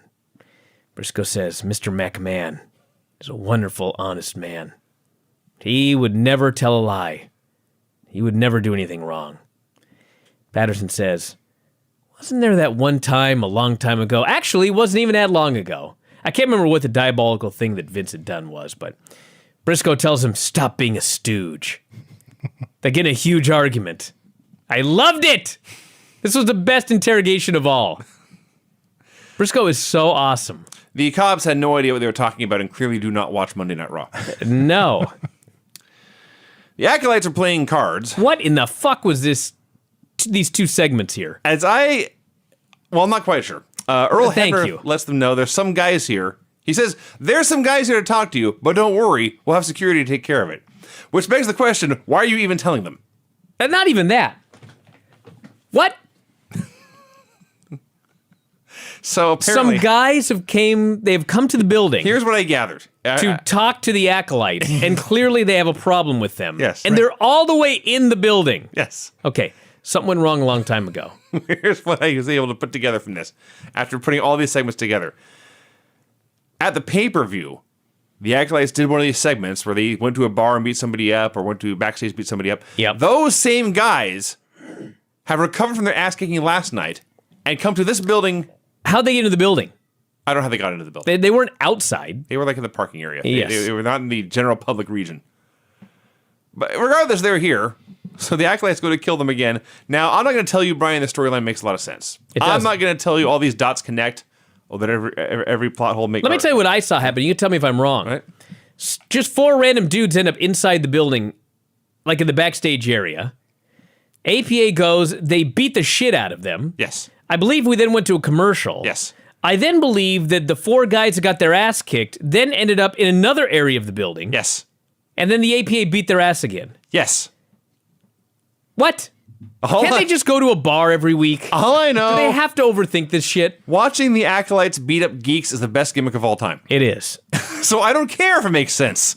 I don't need an explanation. It's more fun in a bar. It's more fun to take a field trip. That's fair. Random geeks ending up backstage at the wrestling show to get beat up is As long as they get beat up, beat them up outside. Beat them up at a park. just beat them. Beat them up in the parking Before they lot. just beat them. Beat them up Everything at will be fine. Burger King. There's a million places you can beat them up. I can see these are all great ideas. Thank you. See, this is why I think they had to set up their own office. The Association of Bar Owners got together and said, hey, don't let these guys in your bar. So they had to set up the Acolyte. Association of Bar Owners? I just made that up. I figured. Okay. And so they had to make their own, premises to drink and play poker in backstage area. Who's paying them and why? Who? In storyline. The Acolytes? Yeah. They're just paid to just Like half of these guys just beat show ass. up and don't do anything. Anyway. The Let's big talk about the Big Show versus the British Bulldog Davey Boy Smith for the WWF Heavyweight Championship on Monday Night Raw in November of 1999. The Bulldog got into the ring. The Big Show grabbed him, hit a terrible chokeslam, and pinned him. Yes. This was a squash. You don't say. This was a squash. You should write a You cracked book the code. of wrestling definitions. Unbelievable. This was a squash. All the posse got chokeslammed as well. What a waste of my life. Yeah. And that's it, by the way. Big Show does not return. Hell of a way to get your new champion over. Cole interviews The Rock. The Boss Man has challenged Rock to a hardcore match for the top contender spot. So The Rock accepts the challenge, and he's being The Rock for a while. And then the cops arrive to interview him in the middle of this interview. And he is the biggest dick to these police officers. Yes. Yeah, of course. He's the biggest dick to everybody, Vince. That's his gimmick. But these cops have the ability to arrest him They and have take him to jail. billy clubs. For what? Being a dick? Yes. I don't think you can arrest a man for being a I'm dick. pretty sure you can to a cop. They'll find something. What could they find? He told them they were eating donuts? He told Honest them to God. it doesn't matter what their name is That's a crime? to a cop. No, it's not. Sure it is. Oh, fuck off. This is not an argument I'm going to have. You can arrest a man for calling you a donut eater. That's not what you said. That's what he called him. Vinny said they wouldn't give him his name, and then you said, Yeah, he said he didn't care what their name was. whatever. Right? Isn't that what he said? It doesn't matter what your name is? Doesn't matter what your That's name a crime? That your name doesn't matter? I'm saying, Brian, the cops would have found something to tag him on and take him to jail. All right, you know what? Yeah. Continue your review. I know a cop. All right. I'm going to ask him right now. All right. His name is Vinny. So the car that hit Stone Rob Cold knows. He was knows I'm not making this up. registered in The Rock's name. Rock says he had reported his car as stolen. And they take his insults for several minutes. I won't lie, it was entertaining. I just didn't think you could get away with saying this kind of thing to a cop. And No. Well, I'm going to ask one. all right. So Jerry Lawler meets with the cops. I'll even tell you exactly what I'm asking. If you're on duty as a cop, and I call you a donut eater, can you arrest me? I hope he comes over here right now and arrests you. Also, if you are on duty, and I ask you what your name is, and you are about to answer, and I scream, it doesn't matter what your name is, can you arrest me? How about the fact that he wasn't cooperating at all? He was cooperating a little bit. Let's get through these two questions first. What are you looking up, Vinny? HG.org legal resources, which I don't know what that is. That's the first thing that came up. Can I get arrested just for being rude to the police? The First Amendment protects your right to be rude to police officers, but that right is not unlimited. Ah! It doesn't mean you won't. The First Amendment. It doesn't mean you won't get arrested for mouthing off to a cop. Read on to learn more. Oh, well, should we read on? Let's not. I've had plenty of my friends arrested for mouthing off to cops. Oh, we're gonna ask one. We're gonna ask a real life legit cop. What is sometimes Not an referred to internet gimmick as cop. contempt of cop often leads to a wrongful arrest and charges for disorderly conduct or breach of the peace. Excuse me. Contempt of cop. That's what it says. In quotes, finger quotes, contempt Okay, of cop. thank you. All right. Thank you. Often leads to a wrongful arrest and charges for disorderly conduct or breach of the peace. Unless you are threatening the police officer with violence or using fighting words Yeah. to incite a violent response, I would argue He didn't do any of that. You're out of it your doesn't matter trough. what your name is. It's not fighting words. I mean, we're really scraping the bottom of the barrel of fighting words. Doesn't matter what your name I is. strongly advise everyone to be nice to police who are interviewing. Well, I mean, you should be nice to the police. I'm telling you that right now. The point is, these cops didn't arrest him. They did not. That should end the argument right now. That means they're bad cops. Oh, these WWE cops that are paid actors didn't Oh, arrest him? come on. Anyway, Lawler real meets deal. with them. He immediately stooges off Jim Ross. ROSS. He's sure to make sure they get it down.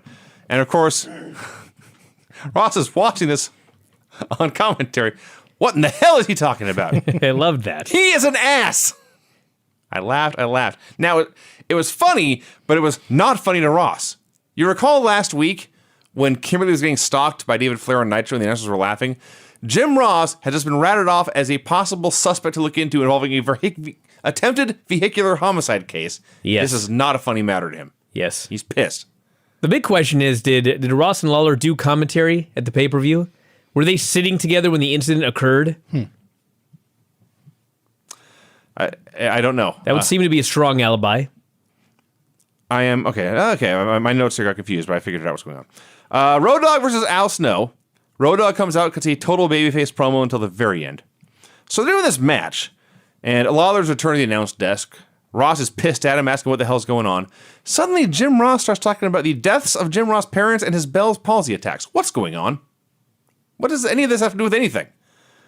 As noted here, I wrote match is okay, but nobody cares. I wrote those exact words. Yep. And the Road Dogg escaped the snowplow, hit the pump handle slam, and won. And this was his punishment from Vince, was to face a man he could beat and beat him. There's a hole in Al Snow's game. He, at one point, hit Road Dogg with a body slam. There sure is. Craig, go ahead. A-hole. Please explain. He hit Road Dogg with I thought his game was airtight. Right. That's fair. He hit Road Dogg with a body slam. His finisher is the snow plow. Okay. Just pick him up a little higher and drop him sideways, and you have the snow plow. I'd never thought of that. It's the exact same. That is, in fact, a hole in his game. Yes. Why he hit a body slam and not his finisher? I never understood I don't why understand. he was not a bigger star. Now I've got it. You know, I drove an hour here. Tonight I'm going to drive an hour home. I'm going to get a lot of less sleep to Yes. do this stupid show with you, smart ass. Just pointing out.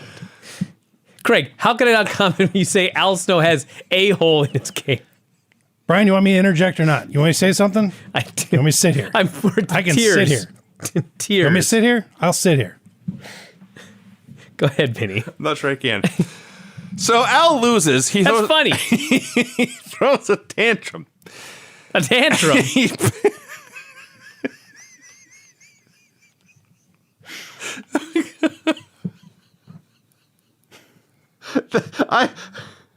Do you think anyone's laughing besides you and me?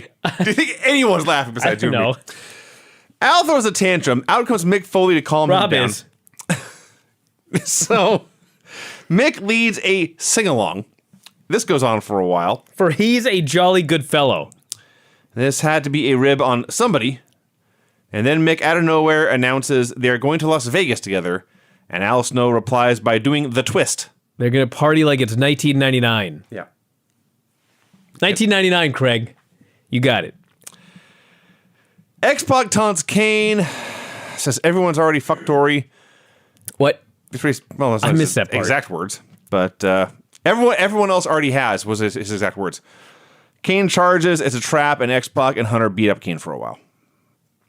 Chris Jericho grabs a cameraman. Oh, fuck. So we get hostile here on Monday Night Raw. Chris Jericho, we don't know how, but somehow he has abducted Chyna and tied her to a chair in a dark room. Yes. She's crying and begging for help. Cameraman just films it. Jericho wants to admit that he is better and that he should be the champion. She refuses to do this. She says he's going to do whatever he's going to do anyway. And he says, well, you called my bluff. There's not much I can do. And then he smashes her hand with a hammer repeatedly as she screams and cries. How? What? Yeah. Torture porn here on Raw in 1999. This was hideously disturbing. What were they thinking? I don't know. Test versus Mr. Ass was hideously disturbing. Do we add that Chyna was stretchered away with her hand bloody and massacred? That happened, which may have had more of an impact if it wasn't like 3 weeks ago. She got pushed in a dumpster off the edge of a thing. It was all bloody and it was fine on SmackDown. That's true. Yeah. So Test is wrestling Mr. Ass. I don't want to alarm you, but nobody cares. Test wins with a sunset flip. Yes. Rib. Yes. A rib on somebody. On top of all that, Billy hits a Fameasser to Test's broken nose. And the only other thing I can add about this is... It's going to suck for those wedding pictures. It is. Also, well, I'm assuming he's wearing a jacket, but Test has so much acne on his arms. On his shoulders, on his arms, all over his body. It's disgusting. Also not going to be good for those pictures. No. Because you know he's wearing a sleeveless tuxedo. Of course. Like all men. Yes. Had an interview with Arnold Schwarzenegger after his appearance on SmackDown, which, as I recall, was actually great. He was awesome in that show. So he's doing this interview. The interview's after the fact. And he's just sit down, some Access Hollywood or something. And he's talking about all of that was a lot of fun, he says. And as he says this, there's a shot of him dropping Triple H with a backhand. A lot of fun. I laughed. Triple H versus Kane. Just a match. Vince is on commentary. Just gets in the ring for the DQ. I thought this match was funny just because Hunter was so blatantly being Ric Flair. Yes. Like, not even hiding it. A bad Ric Flair, but a Ric Flair. So, yes, Hunter pie faces Vince, and Vince hits the ring for a DQ, and that's it. That's it. Yeah. Why do we even have Triple H versus Kane? That's a great question. This is Vince's idea of punishment. You punished me. The Big Boss Man versus The Rock in a hardcore match. A lot of crowd brawling. The crowd loved it. Rock hits a rock bottom on the ramp, but then Prince Albert attacks. Lawler points out it's not a DQ. So, And you know what? It wasn't a DQ. it was not a DQ here in this hardcore match. This no disqualification hardcore match had someone run in, and it was not a disqualification. So Rock fights back against both dudes. He hits the People's Elbow on the Big Boss Man. Albert breaks up the pin, and then the Rock turns around, and Bubba hits the Bubba Slam, and the Big Boss Man pinned the Rock. One Boss Man slam. Yeah. Steve Austin may never wrestle again. The Big Show is the WWF champion. The Rock got pinned.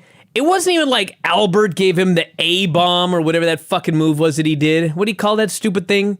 Where he lifted him up and did that? A-bomb? Sure.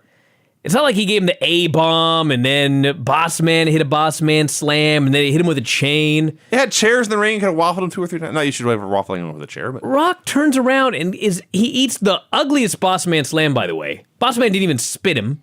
yeah. Just dropped him and Rock just lays down for 3 seconds. Then he jumps to his feet and he beats the shit out of everybody. All these random geeks hit the ring. Everybody's gigging. Rock's destroying everybody with a chain. It's like, why did you beat this guy then? I don't know. What are you thinking? Why does The Rock have to be beaten on every fucking show? So anyway, that was it. Yeah. Are you ready for your music, Vinny? I sure am. It'll be very short. All right. I don't know where your music is. Should I just go? Nope. The finishes on this show were clean submission, pin after distraction, pin after distraction, clean pin, clean pin, clean pin, DQ due to run-in, pin after interference, any hardcore match. How many clean pins in a row was that, Vinny? That was 3, Brian. 3 clean pins in a row? The first in 99, I'm sure, on either show. Holy Actually, fuck. I think Nitro had that one show that was all clean finishes. But Is that really all that it was? I thought it was like 5. no, that was Foley and Val Venus. Angle Godfather. interference or distraction. Oh. Yeah. But it was still relatively clean.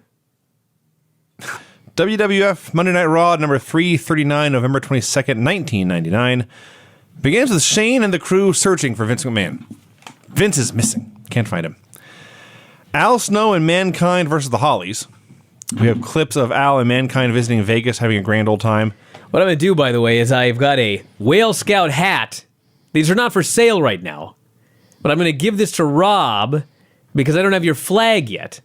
So if you wave the hat, I'll know that you'd like to say something here tonight. That way Vince doesn't get another sore neck. Thank you, Brian. I'm laughing at worries. Very thoughtful. I'm always thinking about you. Yes, Rob. Just seeing if it works? Just seeing if I work. Okay. Just saying if I'll remember this, but I'm sure I'll do something else to make Okay. him laugh. Yes. Yeah. The night is young. The night is young. So the Hollies come out, and Bob Holly cuts the best promo of his entire career. He holds up a toy. It's a set of himself and Al Snow and Head. Can you imagine that's what they chose to package together? Bob Holly and Al Snow. They must have had 5,000 matches. They did together. hardcore matches. Yeah. They did like the one on the river in Memphis. Sure. So Bob is mad. It's Al Snow's fault that Bob's toy got pulled off of Walmart shelves and ruined Christmas for all the hardcore Holly fans. If you want to cut people's heads off, he says, that's your business. But when you affect the sales of my merchandise, I can't forgive you. I was cackling. By the way, I went on eBay and looked for the banned Al Snow toy. You can get one for the hefty price of $5.99. Oh man. You know what's coming on the Christmas show? God. We're gonna get Al Snow I think for dolls from Walmart. I think for $5.99, we'll probably get Al Snow in studio. Well, it's not gonna happen. I don't want it, but Yeah. We'll get that and we'll get yeah, the other thing. Thank you. Has everyone forgotten already? No. What was it? Weird Willie? Of course, Rob remembers. Yes, Rob. Yeah. Veiny Victor. Thank you, Rob. You're going to kill me tonight. They still didn't wave the hat. They kind of did. Rob couldn't just stay quiet. He had to let everyone know that was fresh on his mind. Hey, at least somebody remembers. I wanted to remember. Yeah, I remember, but I have pride. Oh, get out of here. You didn't remember. Since when? Come on. That is weird, isn't it? You don't remember anything.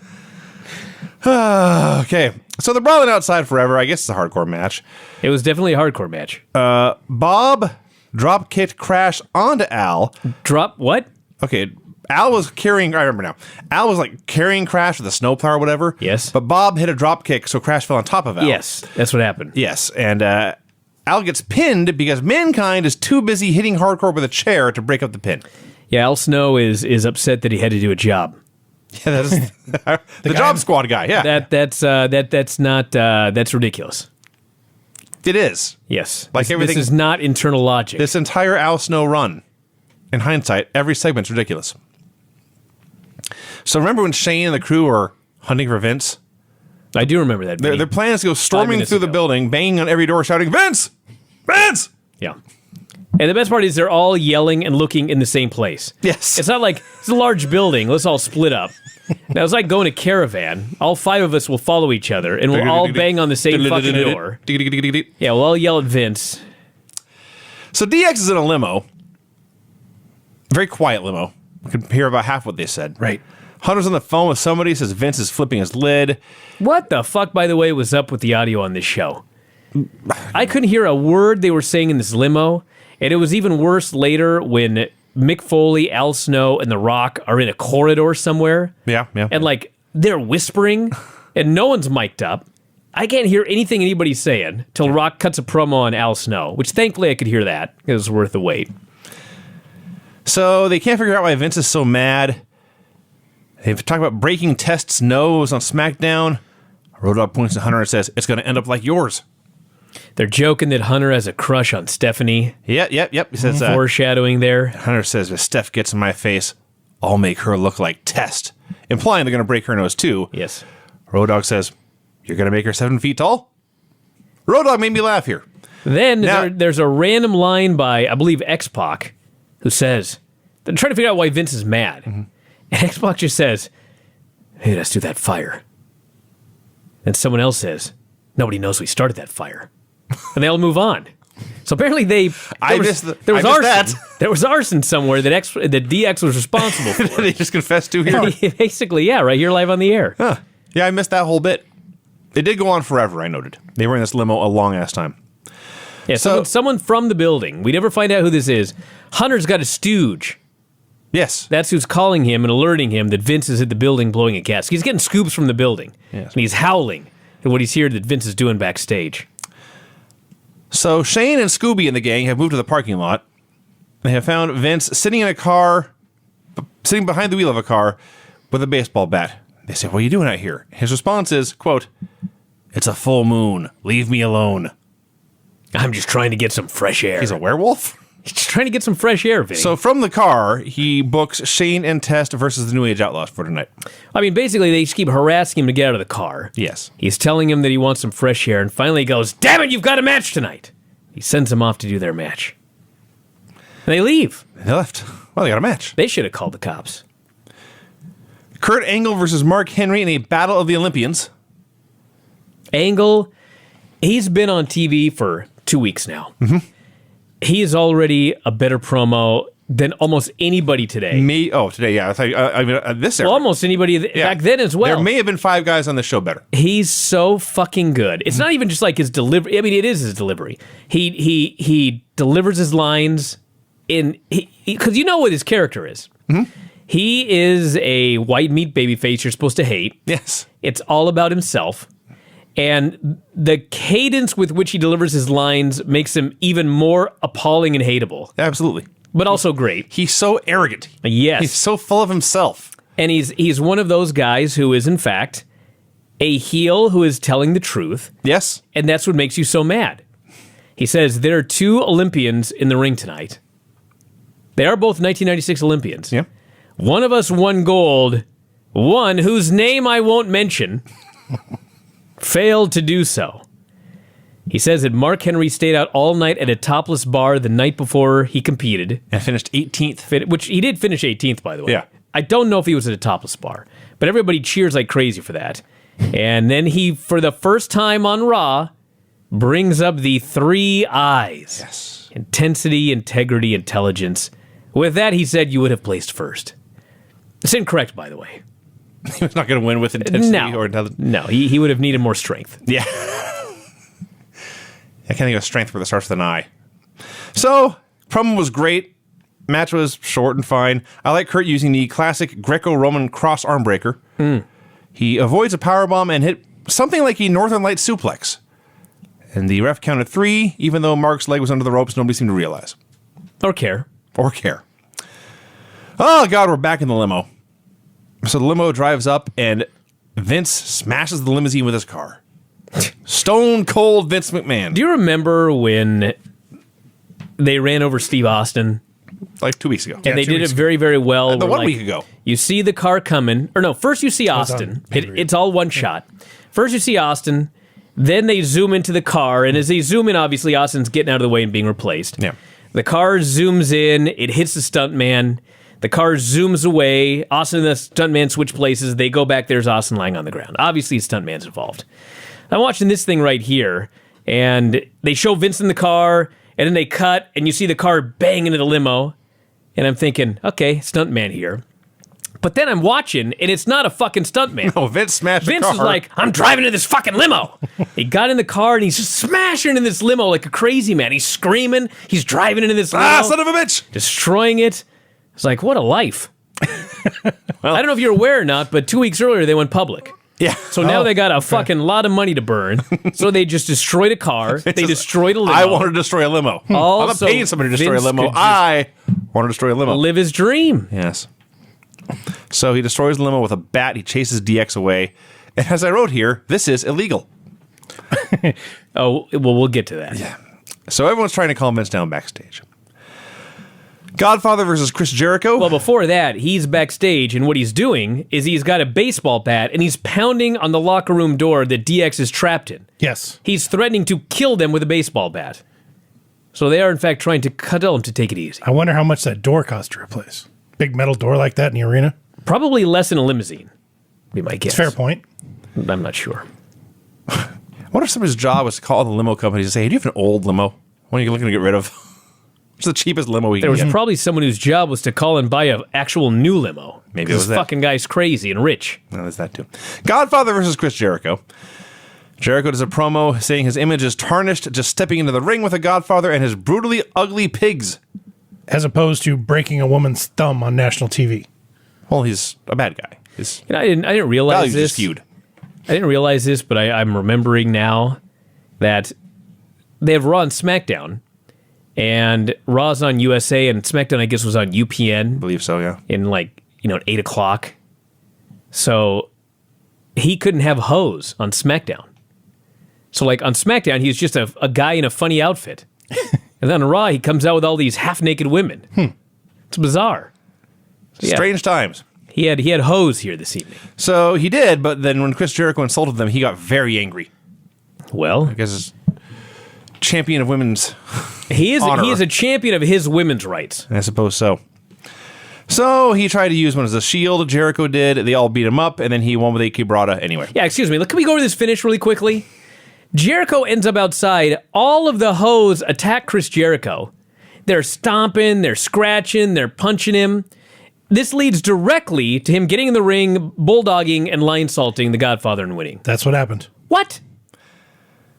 I don't know. That's what happened. Can't even book a finish. The finish was Chris Jericho no-sells the hose It's ridiculous. and beats up the Godfather. That's hard to do, actually. Huh. Yeah. Cops are trying to calm Vince down. The cops are there. They're trying to calm Vince down, and then, hey, they arrest him. Yep. How about that? Just like But real then, life. They arrest him, they cuff him, and as they're dragging him away, the door opens, all of DX comes out. They fucking start attacking everybody, and Yes. Triple H punches a handcuffed Vince McMahon. Yes. Yeah. How the fuck was that guy not arrested? No. I don't have the answer to that one. That's the biggest question on this entire fucking show. I guess the cops weren't looking. This I don't has know. happened before. Vince punched Austin when he was being arrested. You guys were making fun of me last week because I was talking about the law. Okay? Can we all agree that Triple H should have been arrested? Absolutely. Yes. All right. Well, go on, Vinny, because I'm going to get a text message from my main man, Oh, Finney. He's giving me all the information about the Rock promo last week. jeez. Great. Edge and Christian versus the Dudley Boys. There's still the part of the Raw era where people are still bored by matches that go more than 90 seconds. Yes. So it's fine, but nobody cares. And maybe, I don't know, 4 minutes in, Christian gets on Edge's shoulders and superplexes Devon for the win. Yeah. A crazy move. There was at one point, Edge whipped Steve on into the ropes, and he must have called a shoulder tackle, and then they both jumped in the air to shoulder tackle each other, and they smashed into each other's shoulders, and then they looked at each other for a minute, and then the match continued. Wrestling. All right, so to be fair, I'm going to tell you the question I asked Finney. Okay. We were here. If you're on duty as a cop and I call you a donut eater, can you arrest me? Also, if you're on duty and I ask you what your name is and you are about to answer and I scream, it does not matter what your name is, can you arrest me? Finney first responds, I think someone got in your phone. I had to reiterate that this was a very serious question. Yeah, you can tell. So he says, every state, county, city can have varying laws regarding behavior regarding that. Like in Alaska, it is a misdemeanor to give the middle finger to a law enforcement officer. Okay. If you're in Alaska, do not flip off a cop. Duly noted. But generically speaking, you can say donut eater and many other things to us without getting arrested thanks to our Constitution. However, if I can articulate that The Rock was acting hostile towards me. Aha. Fight indicators, invading my space, fighting words. I can defend That's myself. the term I used last week. I can defend myself with force and will most likely arrest and book and a few charges. If you can smell what Finney is cooking, he adds. Wrestling fan. Now, to be fair, I don't recall fighting words being, it doesn't matter what your name is. The Rock was in the cop's face. He said you can stick a donut up your ass. Okay, well, you might have me there. Okay. But that's from a cop, all right? I just want to clear this up. Yeah, he's on my side. Yeah, well, maybe for that line. Oh, jeez. Speaking of Rock, he shows up at the building. They're trying to interview him. As he walks down the hall, he's passed by the Job and Sock connection, and Mankind says, "Hey, Rock, nice shirt." Just casually like that, which I thought was odd. Rock also thought it was odd and says, No. After the way you talked to me, after the way you left me hanging in that tag match, you don't get to say anything about my shirt. And he rips into Mankind for... This is the segment, by the way, where Brian was saying the audio was bad. He was right, but... Yeah, what the fuck? I couldn't even hear the first thing that Mankind said. Yeah. He said nice shirt. Yeah. So... Those sound like fighting words. He To The Rock? So Rock, he gives Mankind a piece of his mind, but then he closes, just so you know, man to man, I never threw your book in the trash, and I carried you at the Royal Rumble. Well, the key is he gave Foley the page number. So he proved to Mick that he'd actually read the book. I see. That's why Foley was Rock buries Al Snow. Yes, which is also fun. Who the fuck are you? Do you work at the building? I was crying with laughter. He buries Al Snow, buries head, tells him to shove head up his ass. And Foley, even though Al is his friend, he does not care. No. He's just so happy that The Rock read the book. Right. Moving on to bigger and better things. I love this segment. That makes Mankind and Al believable friends. This was It's funny when your friends get insulted. incredible. Thus the show. Vince arrives at the cop station. Next week, everyone, Test and Stephanie get married. I can't wait. Oh, yeah. We are all cordially At the invited. fucking Staples Center of all places. Yes. Yes. Hopefully Enzo won't crash. He won't. I know. Would have been like 15 at the time. Younger, maybe. But still. Stephanie's bridal shower. They have cameras there. Yeah. Moolah and May got Stephanie handcuffs and leather and a whip. Okay. Jeff Hardy versus X-Pac. I got to say about that segment, though, that first off, Enzo Amore would have been 12. Okay. Oh, wow. All right. Yeah. So there's so many stupid skits on WWE TV nowadays. Just the fucking dirt worst.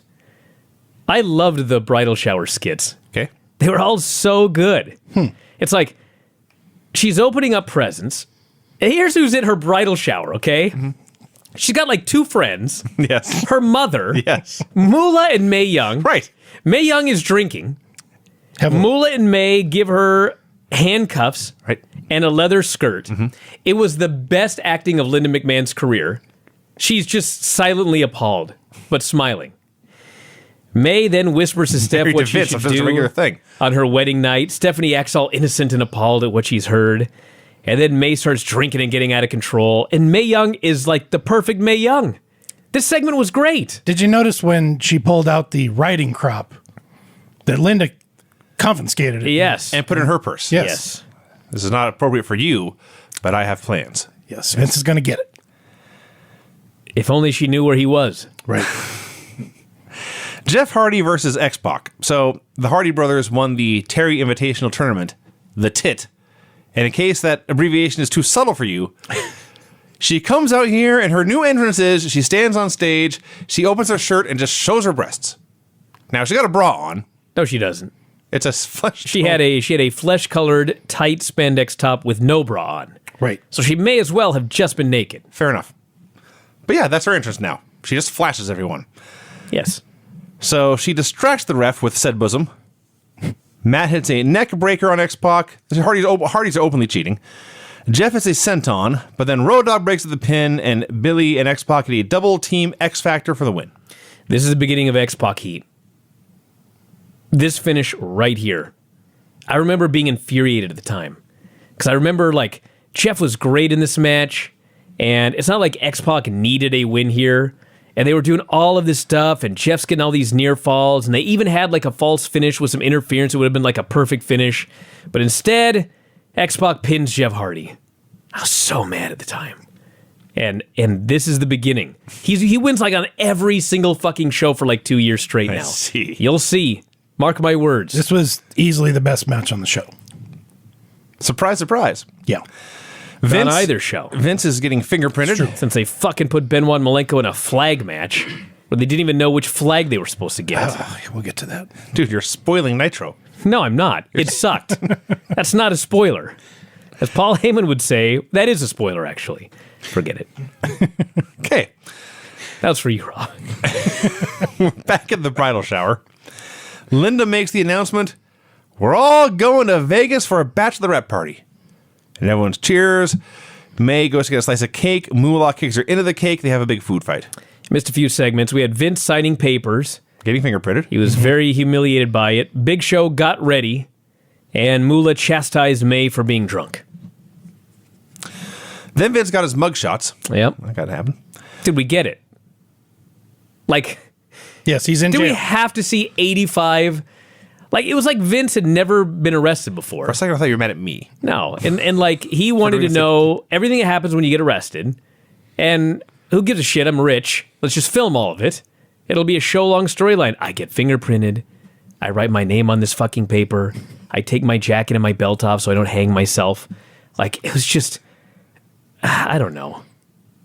Cool. A little unnecessary. Not very exciting. It was definitely not exciting.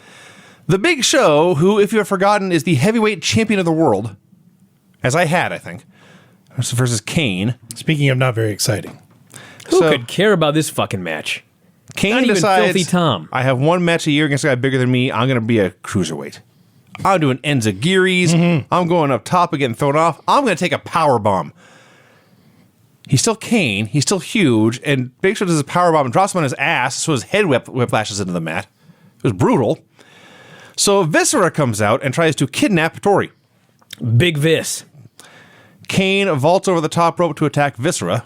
The only time in the entire match anyone got excited. Kane is counted out. The ref counted, I think, by threes.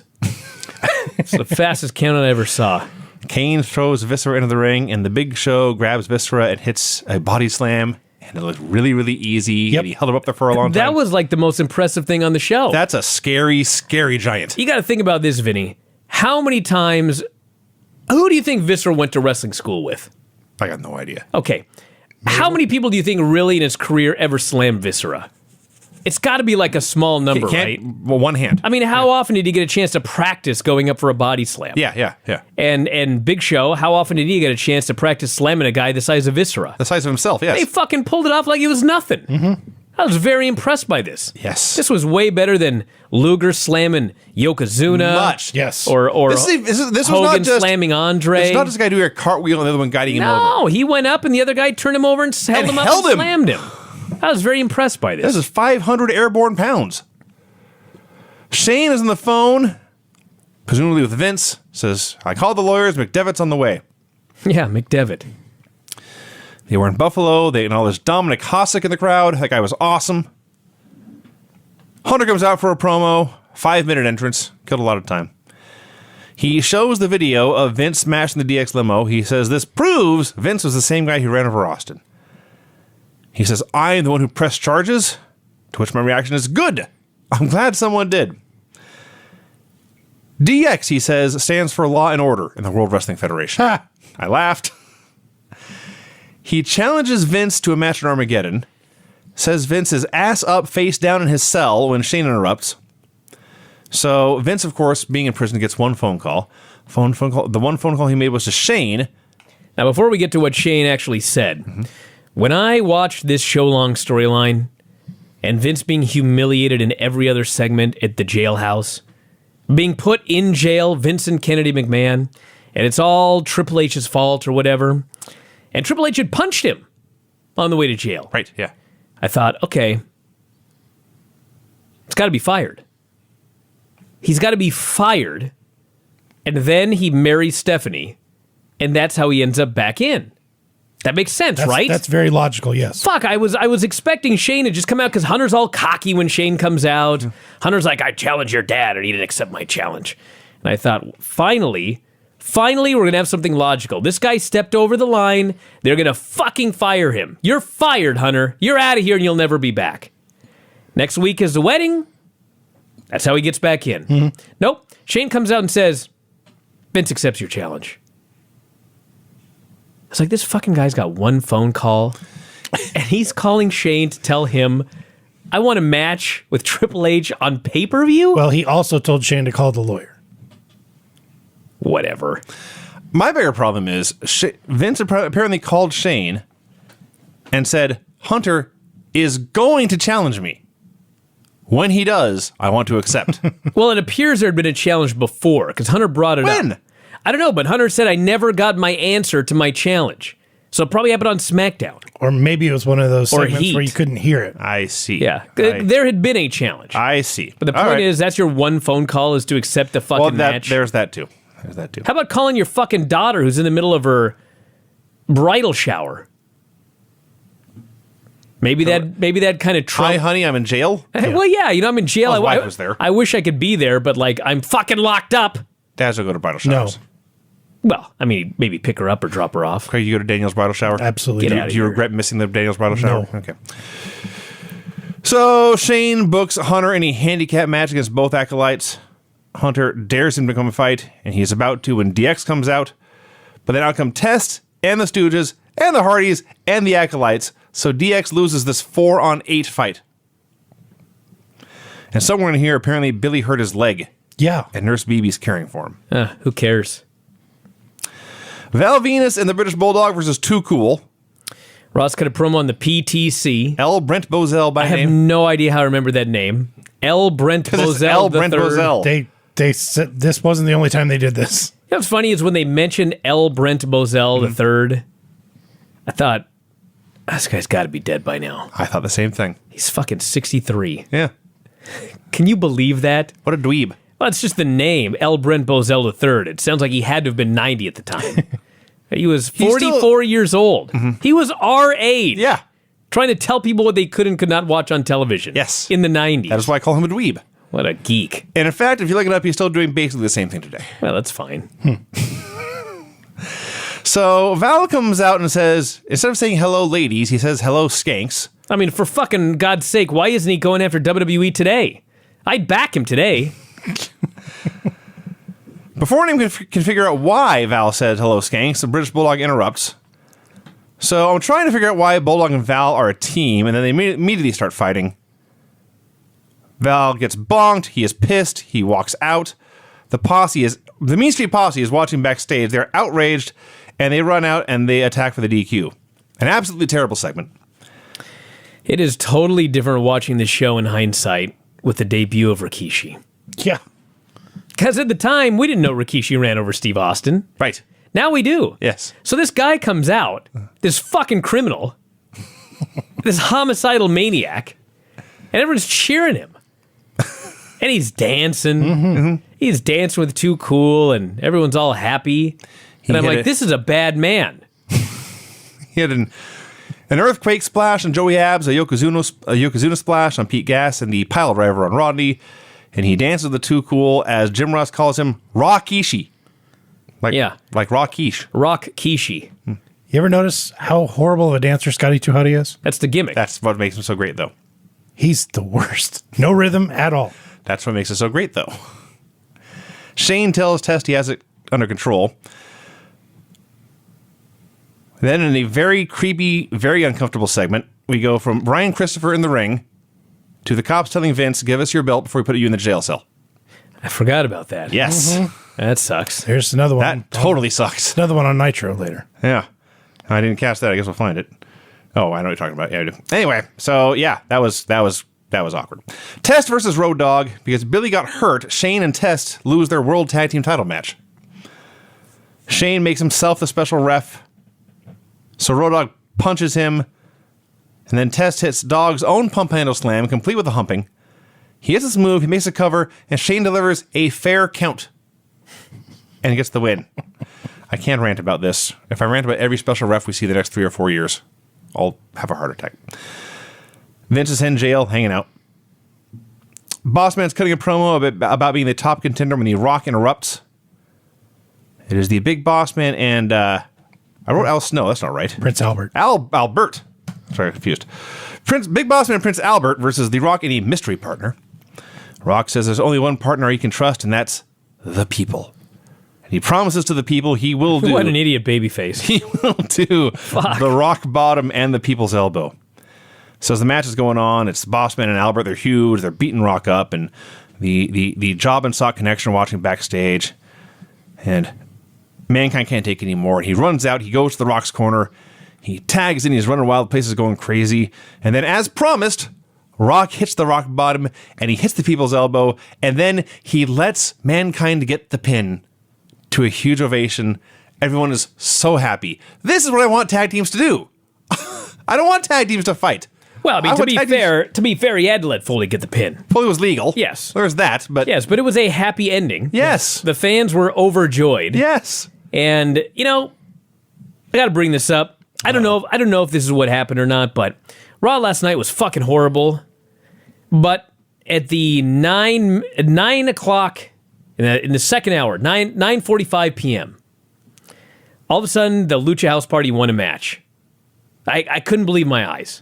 Because literally there had been 1 hour and 45 minutes of heat. You think I'm kidding? No, I don't. The first hour... They probably listen to our show and to literally rib you. The show starts out with Stephanie coming out and being hated. That's heat. And then we had like this 6-man that went 30 fucking something minutes, an elimination match. Ended up with all the heels winning. The night after Survivor Series. And then they beat up Braun Strowman for 10 minutes and injured him. And that was the entire first hour. Okay? Jeez. Then the very next, I forget what the next segment was, but it was another heat segment. It was literally an hour and 45 minutes of heat. Okay? Suddenly the Lucha House Party wins. I thought, wow, that's weird. They're good guys. So then next, Ronda Rousey's on. And Ronda Rousey challenges Mickie James and she wins. And I thought, okay, that's 2 babyface wins. We're done. Like, there's no way there's more than that. What? Did the crowd cheer for Ronda? Yes. Okay, that's yes, important. She was a huge babyface. All right. So that's followed up by, I forget what the next one was, but there's another babyface win. Rude and Gable beat AOP. That's 3. Right. And then Natalya faces Ruby Riott, who broke her dead father's sunglasses to get heat. Yeah. She beats up the whole Riott Squad and then beats Ruby Riott. 4 babyface fucking wins in a row. I was astounded.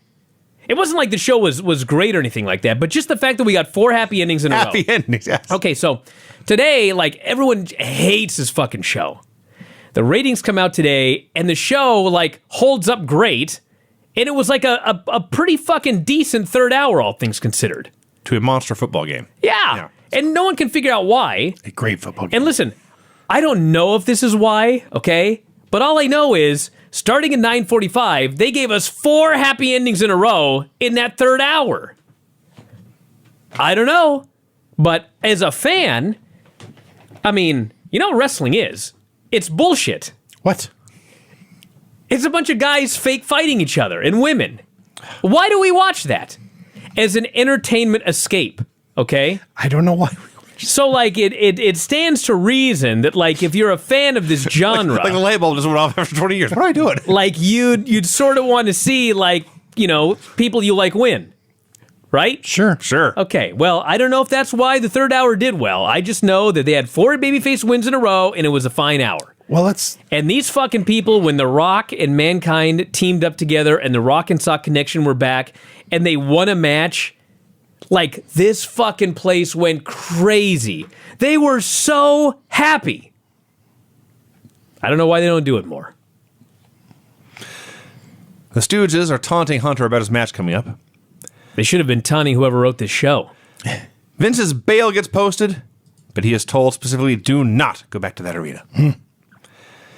Triple H versus the Acolytes. What a stupid match. Hunter's the top heel. He's facing 2 guys. They're just beating the shit out of him 2-on-1. Nobody gives a shit. There is no heat. And finally, he hits a chair shot. He goes to leave. Vince comes out, hits him with the chair, throws him off the stage, which Ross claims is 20 feet. That's what he said. Wow. And that was the end. That's a new one. Right after, by the way, they've been brawling on the ramp to clearly show there's a giant table there. Yeah, that's never there. Right. There's happened to be one there. It blocked Hunter's exit. He was trying to flee, but there's a table there. This main event sucked. Yeah. Yeah, horrible. The only thing I can add is that Hunter now he was in DX and skinny on the Shawn, and then he started to get bigger. Now he's getting enormous. Yeah, wait till he comes back at that Royal Rumble. Dude, I think of the Rumble in January, he's gigantic. Well, he is gigantic then, but it's after he vanishes and then makes his big return, and he is enormous. Yeah. Ryan, do you have my music ready? Oh, funny you should ask, Vinny. The answer is no, but I'll find some for you. Craig, get the guitar. Please do not get the guitar. Play some tunes, Craig. The finishes on this show were pin in a tag match where one dude was too busy hitting guys with a chair to save his partner. Pin even though a guy's leg was under the ropes and nobody noticed. Clean pin, clean pin. Pin after all sorts of interference and shenanigans. Count out after distraction. Pin with a special ref. Clean pin. And then in your main event, no finish. Oh, just wait. So, Raw had a fucking great angle in the main event. Better now than what it was when it aired originally, I thought. I loved the wedding. God damn, I love the wedding.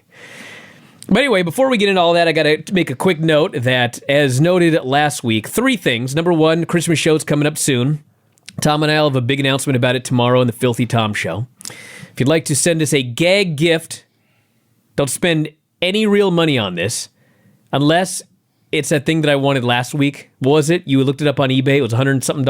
Oh, the Nitro Cologne. The Nitro Cologne. Okay, I will take that. That would not be a gag gift. If you want to spend like I don't know. $100-something on that one, I'll take it. So there's that. That's just a sound investment right there. Yes. And so anyway, you got to send those to P.O. Box 426, Winville, Washington, 98072. That's the address. And Christmas show's coming up sooner rather than later. So if you want to send a gift, you better get it in the mail now. P.O. Box 426, Woodinville, Washington at 98072. That's number 1. Number 2, the auction for the Bryan and Vinny co-host spot. First one's in the books. And a fella, Adam, who actually has co-hosted before. Oh, hey. And he wants to come back? He had so fucking much fun. Excuse me? He's coming back again. Wow. Yeah, so he was the first winner. The second one is up right now. The link is up at Bryan Alvarez. We're only doing 4. I think for some reason last year we either did 5 or we did 4 and I owed somebody, but we ended up doing 5. We ain't doing 5 this year. There's 4. Once the 4 are gone, that is it for 2019. So if you want to co-host this show, head up to my Twitter at Bryan Alvarez. The link is, or to the eBay auction is up there. Go up there and bid. I believe number 2 ends on Saturday.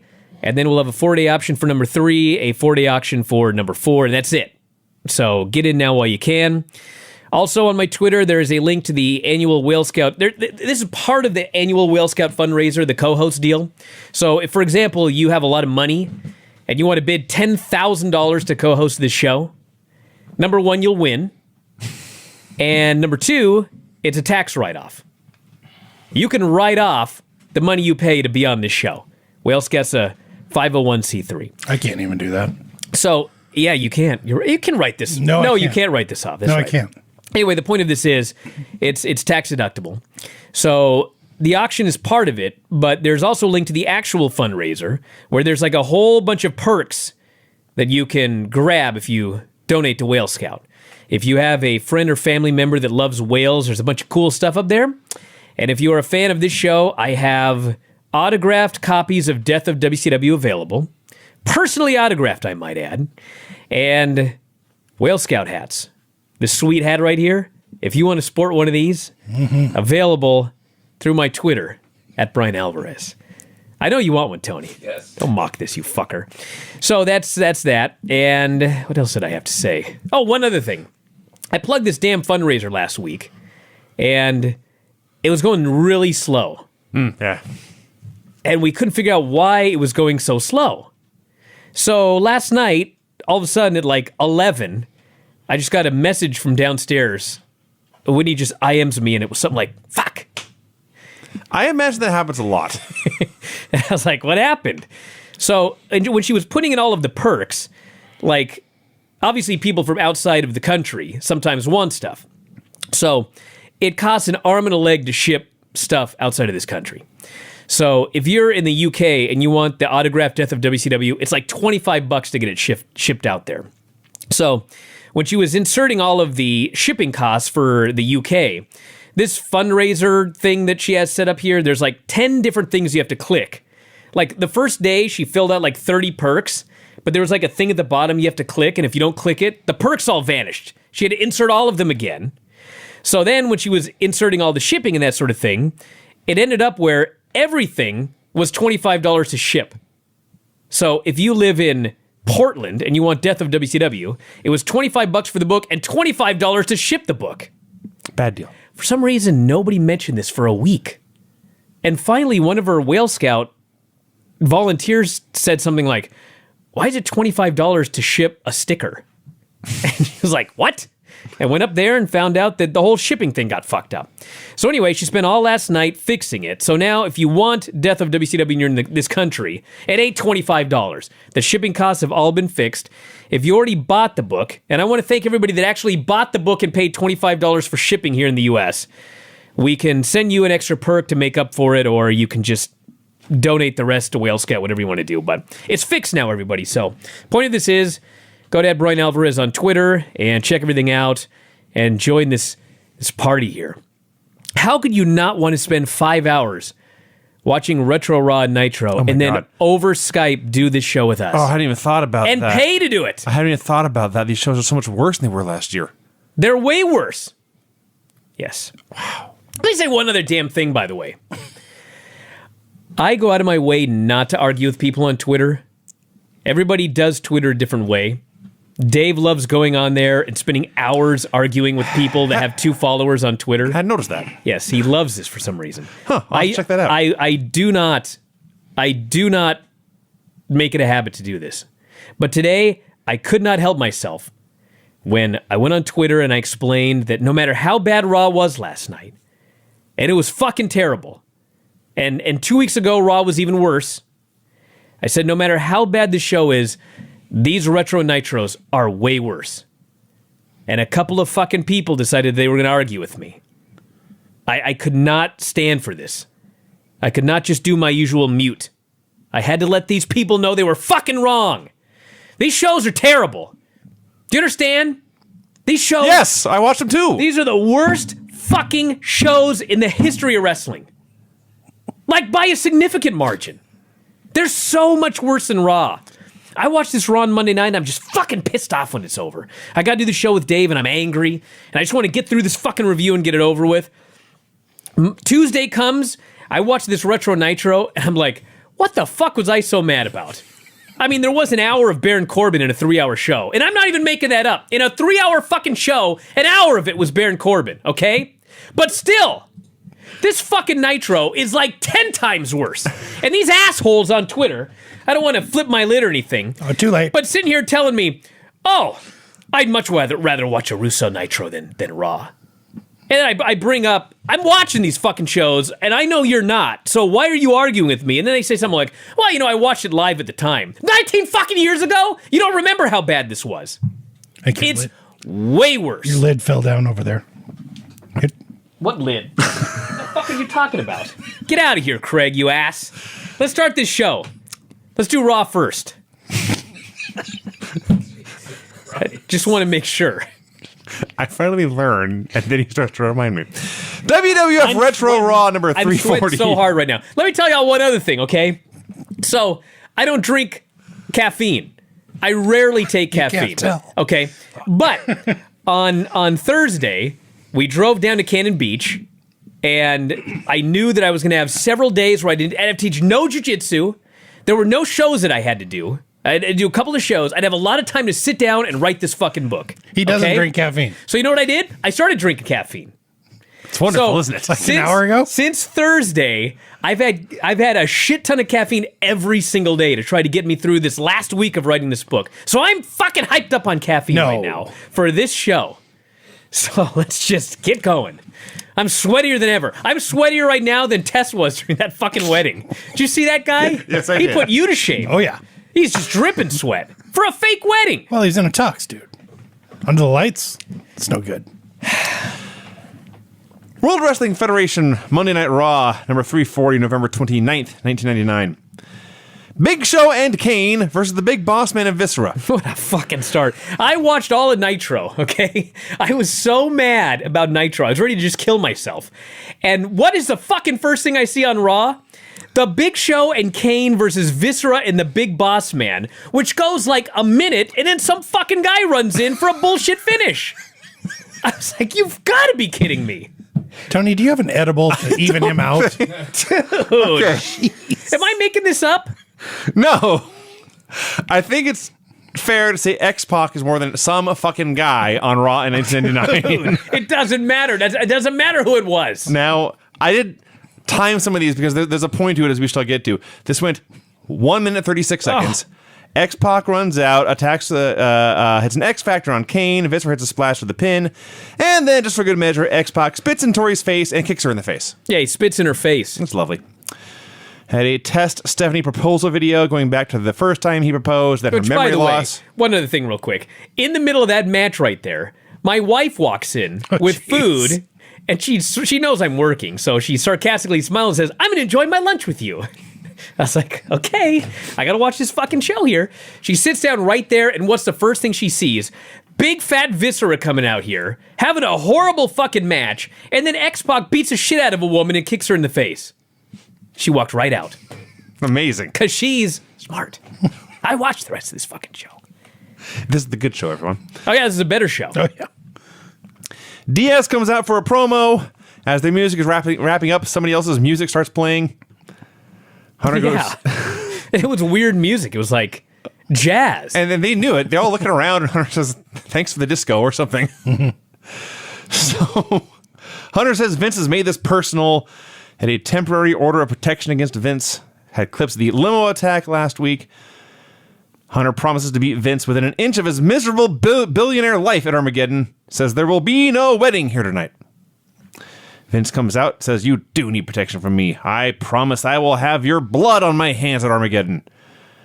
He announces Triple H versus Test tonight. And also X-Pac and the Outlaws in a 6-man tag against Mankind and The Rock. And after about 6 viewings, I was able to hear him say, and a partner of his choosing. Yeah, there was a lot of people talking over each other here. Yeah. So he announces that if anyone crashes the wedding and they are not invited guests or a member of the family, he will fire their ass tonight.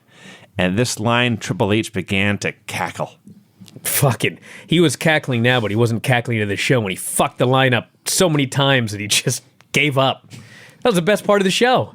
We'll get to that. So it's Mankind and The Rock and a mystery partner. Al promises he will be that mystery partner whether The Rock likes it or not. Al Snow, everybody. Yeah. Matt Hardy versus Edge. Matt was indie-rific here. He's going 1,000 miles an hour. He can finish after finish after finish, and he'll do a move, and he won't even give Edge time to sell it. He'll just pick it up and do another finish. He goes up top. He gets drop-kicked into a cameraman. There's a big brawl with Christian and Jeff, and after all 4 dudes are fighting in the ring, Edge pins Matt with a spear. A complete clusterfuck. Yeah. Is that part here where we the go. cameraman gets decked in this match? You think so? I'm not sure. Yeah. They go to Stephanie's bachelorette party. They sure do. She at least has like 5 friends this time. Unlike the... What were they doing last week? It was Bridal shower. Bridal shower, yeah. So there's like 5 of her girlfriends, and I don't think Linda was there. I don't remember seeing Linda. No. But Mae Young and Moolah are there. Thank God, by the way. Sure. And what is the first thing they do at Stephanie McMahon's bachelorette party? Truth or dare. Truth or fucking dare. As one does. Are you kidding me? Well, she picked truth, and they asked a question. And she didn't do it. She wouldn't answer. She's bad at this game. She's horrible at this game. So they all gave her a toast, and they all had a drink. Chyna comes out for a promo. Says God, this is another one. Another one of those things where she comes out and just talking about stuff that we didn't see. At some point, Chris Jericho, well, we know he hit her with a hammer. we saw that. Yeah. And then she explains that he was in the ring and she hit him in the head with a hammer. On SmackDown. What? They did show a clip of it at some They point. did show clips later, but that came out of nowhere. So Jericho comes out, says he would love to beat her flabby ass. Which is funny. Did we mention she's in a thong this week? Showing off her powerful, powerful glutes. So Jericho talks about beating her flabby ass. He showed the clip from SmackDown of her hitting him with a hammer. says she ruined his Thanksgiving and all he had done was tap her on the hand. He's ranting and raving. Chyna's talking over him, trying to say he's too hot and needs to chill out. And finally, Miss Kitty shows up and sprays him with a fire extinguisher. This was lame. Should know that when she hit him in the head, Jericho says that the Thanksgiving was ruined because he had a serious, severe concussion. That's right. So bad he can't wrestle. And he was unable to eat or sleep and was vomiting everywhere. I thought we didn't know about concussions. Fucking, can you imagine? We had more from the bachelorette party. There was a man serving champagne. Godfather versus Steve Blackman, who I'm stunned to see is still employed. Dude, he's getting pushed. He's fighting Kurt Angle at Armageddon. By the way, the Godfather's got all of his hoes. 6 of them. 6 or whatever. And do they actually have the women, like, get in the ring before the show and Of course not. practice walking? Of course not. Because, Practice like, walking. No, I'm not kidding, though. I know. These I girls know. out here, They look like newborn deer. He's they right. literally are in, like, 8-inch heels. Yes. Sure. And if you've ever been in a wrestling ring, That's not good for 8-inch heels. there's, like, there's cushy. There's a mat. Yeah. And the ring kind of has a little bit of give. Yes. Not this fucking ring, but in general, they have a little bit of But give. good ring. These girls get in the ring, and literally, I thought 3 of them were going to break their ankle. There were 3 girls that rolled their ankle walking around in the ring. Dude. So this match went exactly 60 seconds. Steve Blackman won with a brogue kick clean. Yeah. The Acolytes are playing cards with the Dudley Boys. I wrote this down. Right. They're playing, because I just love this line for some reason. They're all playing poker, and Bubba is being annoying, and he goes, "Hey, Farouk, what beats 4 aces?" And Farouk, practically under his breath, says, "The only thing I've been told, brother, is a Smith & Wesson. You son of a bitch. What do you think?" He delivered it way better than I did. He did. I rewound it over and over, laughing my ass off. Basically, what he's saying is, if you show me 4 aces, I'm going to fucking kill you. I'll shoot you with a gun. Yes. Specifically this one. Now, the point of all of this is, Bubba is a dumb fuck. Right. Right. Because he was warned Yes, he was. 4 aces equals Smith & Wesson. Remember that. Yes. So they make a lot of jokes about banging Bubba Ray's mom. And Bubba's turns to Devon and says, he's talking about her mom. And Devon corrects him. Not my mom. That was the whole gimmick in ECW. Yeah, there's Big Daddy Dudley. Yes. Yeah, they all have the same dad. Oh, my bad. Yeah. Back in Las Vegas, I have been a part of some very white dance parties in Las Vegas. Never anything this white. I promise you. Vinny, I was at your bachelor party. There was nothing at your bachelor party as good as Mae Young standing up and violently crotch chopping. Nothing. Well, I'm sorry to disappoint you. Nothing. She was so awesome at this bachelorette party. Am I wrong? You and I have very different... I was crying. You know, I was thinking about bachelorette parties and bachelor parties, and I mean, mine sucked too. well, no, Don't get me wrong. I That's no offense. for Tony. some reason, Yes, I want to Brent. see Mae Young and Brent dance together. I'd give $1,000. You know, Actually, she's deceased, she's so not here I'll with give $1 us. million. between this video and the video of Brent, I'm sure some technological wizard That's listening right. can put those two together. I forgot about that. Yes, there is video proof of that. And now I can't get that visual out of my head. Maybe a fine couple. Al, again, makes his case to be Mick's tag team partner. Mick explains, Al, if you're out there and you don't tag in The Rock, everyone's going to boo you. And Al goes on a rant about how much he hates The Rock. I hate The Rock. I really hate that guy. I can't stand him. Too Cool versus the Hollies. What I found most notable about this is Rikishi's out there, and last week they just began his dancing gimmick. Yes. So he comes out this week, and Too Cool's dancing, and they point to Rikishi, and he doesn't dance. He goes to his corner. So they do this shitty match. They pin Crash.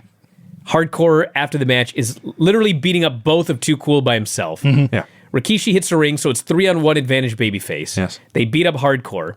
And then the music starts playing, and Too Cool starts to dance, and they point over to Rikishi, and he turns around, and literally just as he starts to shake his ass, they cut away. That's exactly what happened. They had not figured out yet, fat guy dancing is going to get mega over. Right. I wonder if it's because this week, I think last week he had on like standard wrestling trunks, and this week he was down to the thong. Well, he's going to be down in the thong from here on out. The censor may have said, "Get that ass off TV." It's also funny to see a very lukewarm reaction to Scotty 2 Hotty do the worm. Yeah. It'll get over. Oh, I know. But when they came out, there's something about Too Cool coming out where I was like, this is fucking great. It's like... It makes you happy. It's two guys who are complete... Dingbats. They're totally wacky, crazy people. Yes. Yes. And it's not like fake crazy people. No. Like, Especially Ryan one of Christopher's them. out of his mind. Yeah. And Scotty is like, he's being out of his mind. Yes. It's not like some stupid gimmick that they write for all these geeks on Raw nowadays. Like, they just got to come out and just be totally crazy with this wacky music, and they're dancing. Yeah. It was awesome. Dancing in a wrestling ring is almost always a win. It was great. So, to recap, the first match went 90-some seconds. The second match went exactly 60. This one went 53. These fucking matches are getting shorter and wasting my time. Carlos, the electrician, shows up at the bachelorette party.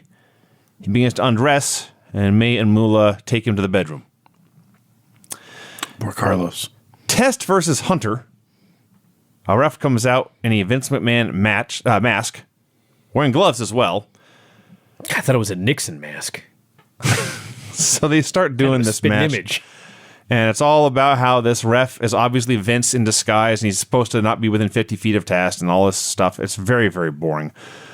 This match was profoundly boring. It's amazing. You've talked about this all year, how the super short matches cause fans to think long matches are boring and it's a self-fulfilling prophecy. Yes. It was an action on this show. Yes.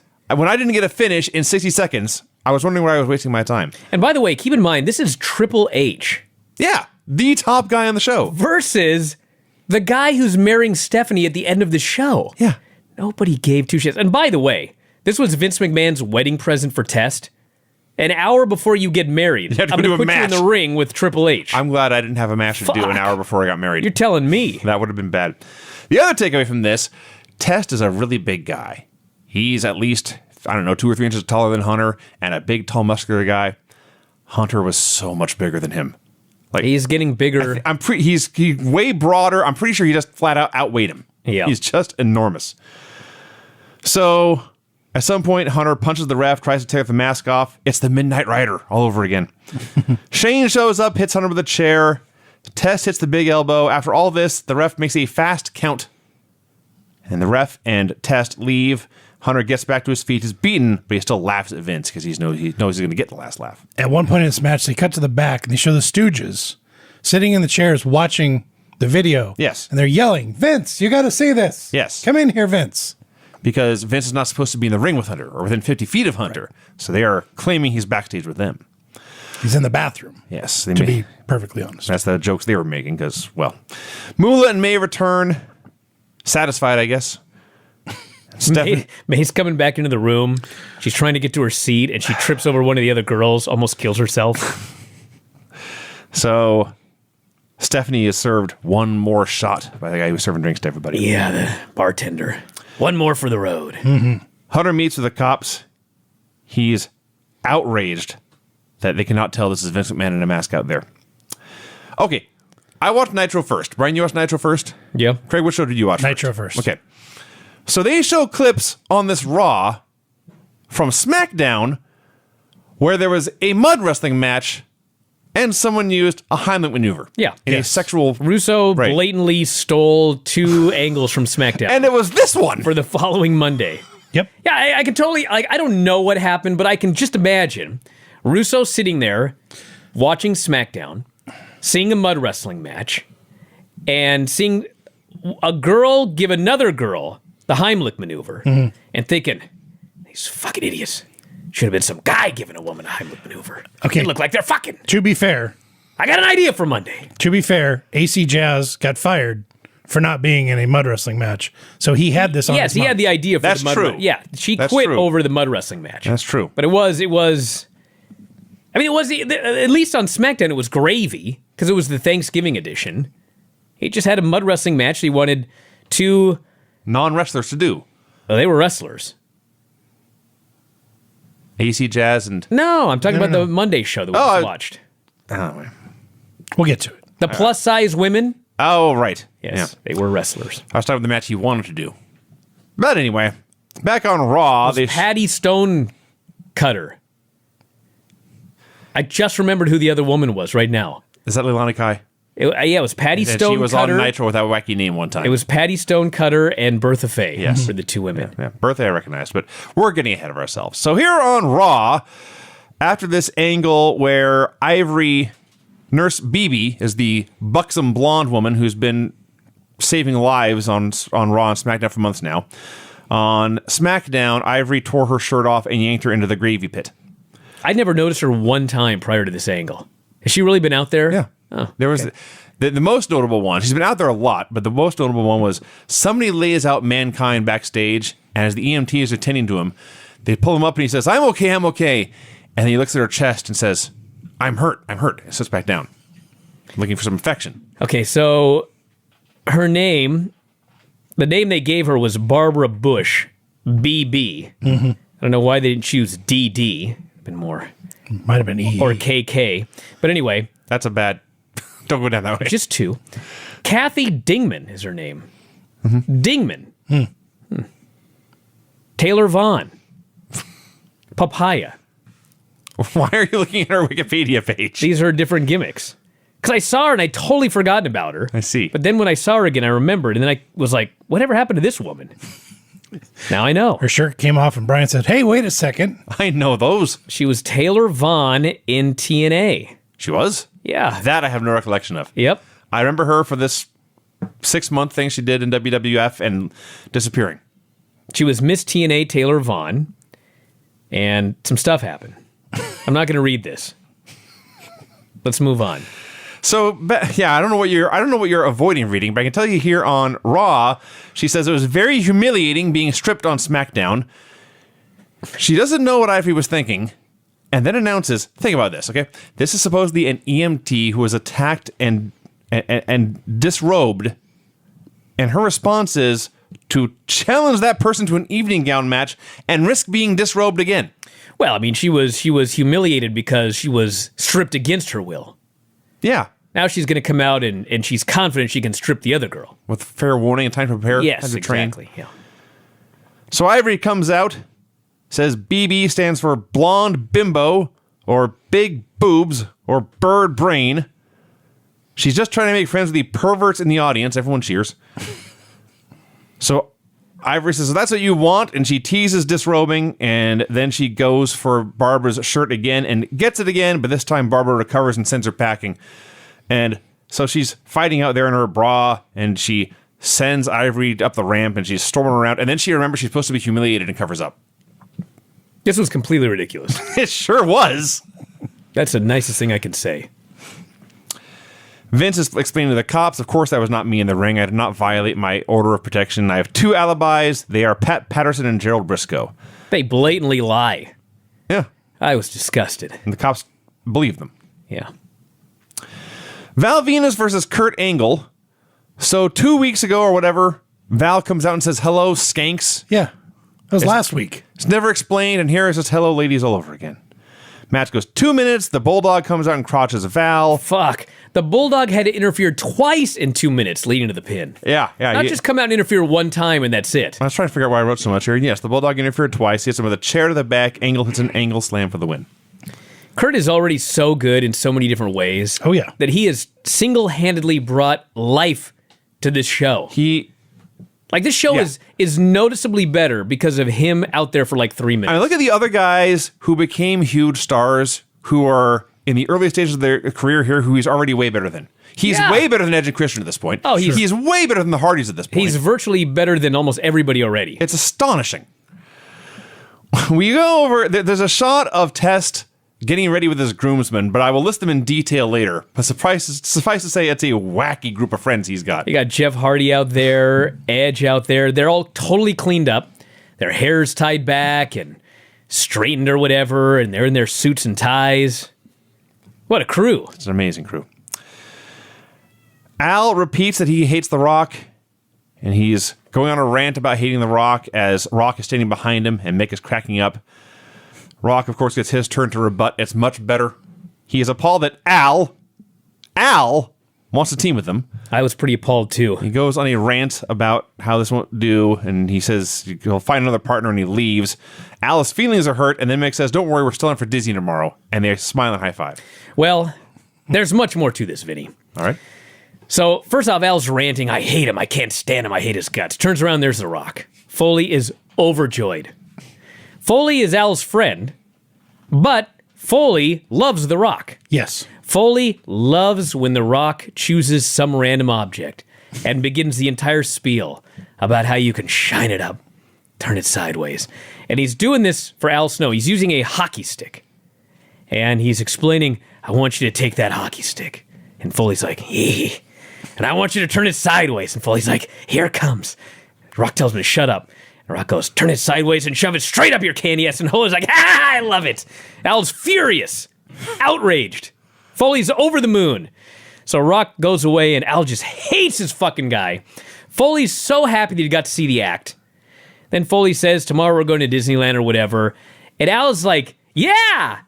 But he's angry. And you know trouble's coming. I misunderstood it then. Yes. I saw it as he actually was just, his mood just switched to 180. No, Mick's gonna get it. He's still harboring resentment. Yes, and if he doesn't get it, the show sucks. What is your caffeine of choice, Brian? I had a 5-hour energy, extra strength. Oh, okay. That explains it. New Age Outlaws X-Pock versus Rock and Sock Connection and a mystery partner. So the mystery partner came out first. What a mystery. Yeah, it's Kane. I guess you don't want to... If Rock is coming out, he should come out last. So in a few minutes, Al and Head are watching backstage. They decide to go help Mick. And The Rock has Billy Gunn pinned, but Al attacks with Head for the DQ, costing The Rock and Kane and Mankind the match. You know what's funny is Rock lays him out afterwards, people's elbow, everyone goes crazy, everyone cheers. I think everyone's well aware that I'm not the biggest fan of Mr. Snow. But I actually felt bad for him here because the Al Snow on this show was like the best Al Snow I've ever seen. That's fair. He was so good on this show. That's fair. And they made him look like an absolute fucking geek. Yep. I was like, of all the days to make him look like a geek, like, there's 50 shows that I wish you would have made him look like an absolute geek. Finally, he performs at, like, a high level, and now you got to humiliate this guy? I hope it's leading to something. Backstage, the Acolytes cheat a poker, but they and the Dudleys have common ground, laughing at the Public Enemy and how terrible they are. I felt bad because you never... I mean, it's going to happen to everybody, obviously, but they made a comment about how Public Enemy's dead. Yeah. And, like, within a few years, they were both dead. That was unfortunate. The women see Stephanie in her dress. They all go, oh. Vince tells Tess to just wait until he lays his eyes on Steph. I'm not saying this in a perverted way, but, like, they had Linda in a dress. Anytime. And Stephanie. she looked... No, they had Linda, like, earlier in the show. And she looked really nice. She's a lovely woman. Yeah, they always put her in these goofy... I mean, I guess she's supposed to be a businesswoman. Pantsuits. But she's always, like, in a pantsuit, and she's just, like, an executive. But they put her in a dress, and she looked very nice. Yeah.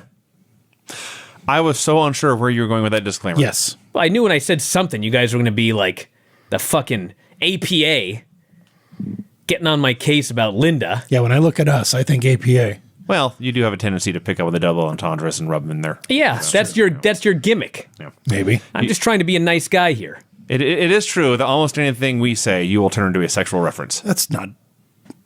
Go on. Bubba wants to go all in the poker game. Now, what happened earlier, Brian? All in, you say? Go ahead. Amazing. What happened earlier, Brian, when Bubba asked what beats 4 aces? Farouk threatened to shoot him. Yes. Kill him. With a gun. Yeah. So Bubba says, I got a winning hand. He lays down 6 aces. Yeah. The good news is Farouk was bluffing about the gun. He killed him with his fists instead. They beat the shit out of these guys. Beat the fuck out of him. Yeah. These acolytes. Why are acolytes backstage brawls are so much better than acolytes matches? Yes. And you know what, Vinny? I'm going to give them a tremendous amount of credit here, okay? The Acolytes are way better beating the shit out of people backstage. And so, guess what they've been doing? Beating the shit out of people backstage. They're not putting these fucking guys in the ring. They're just having them beat up people backstage.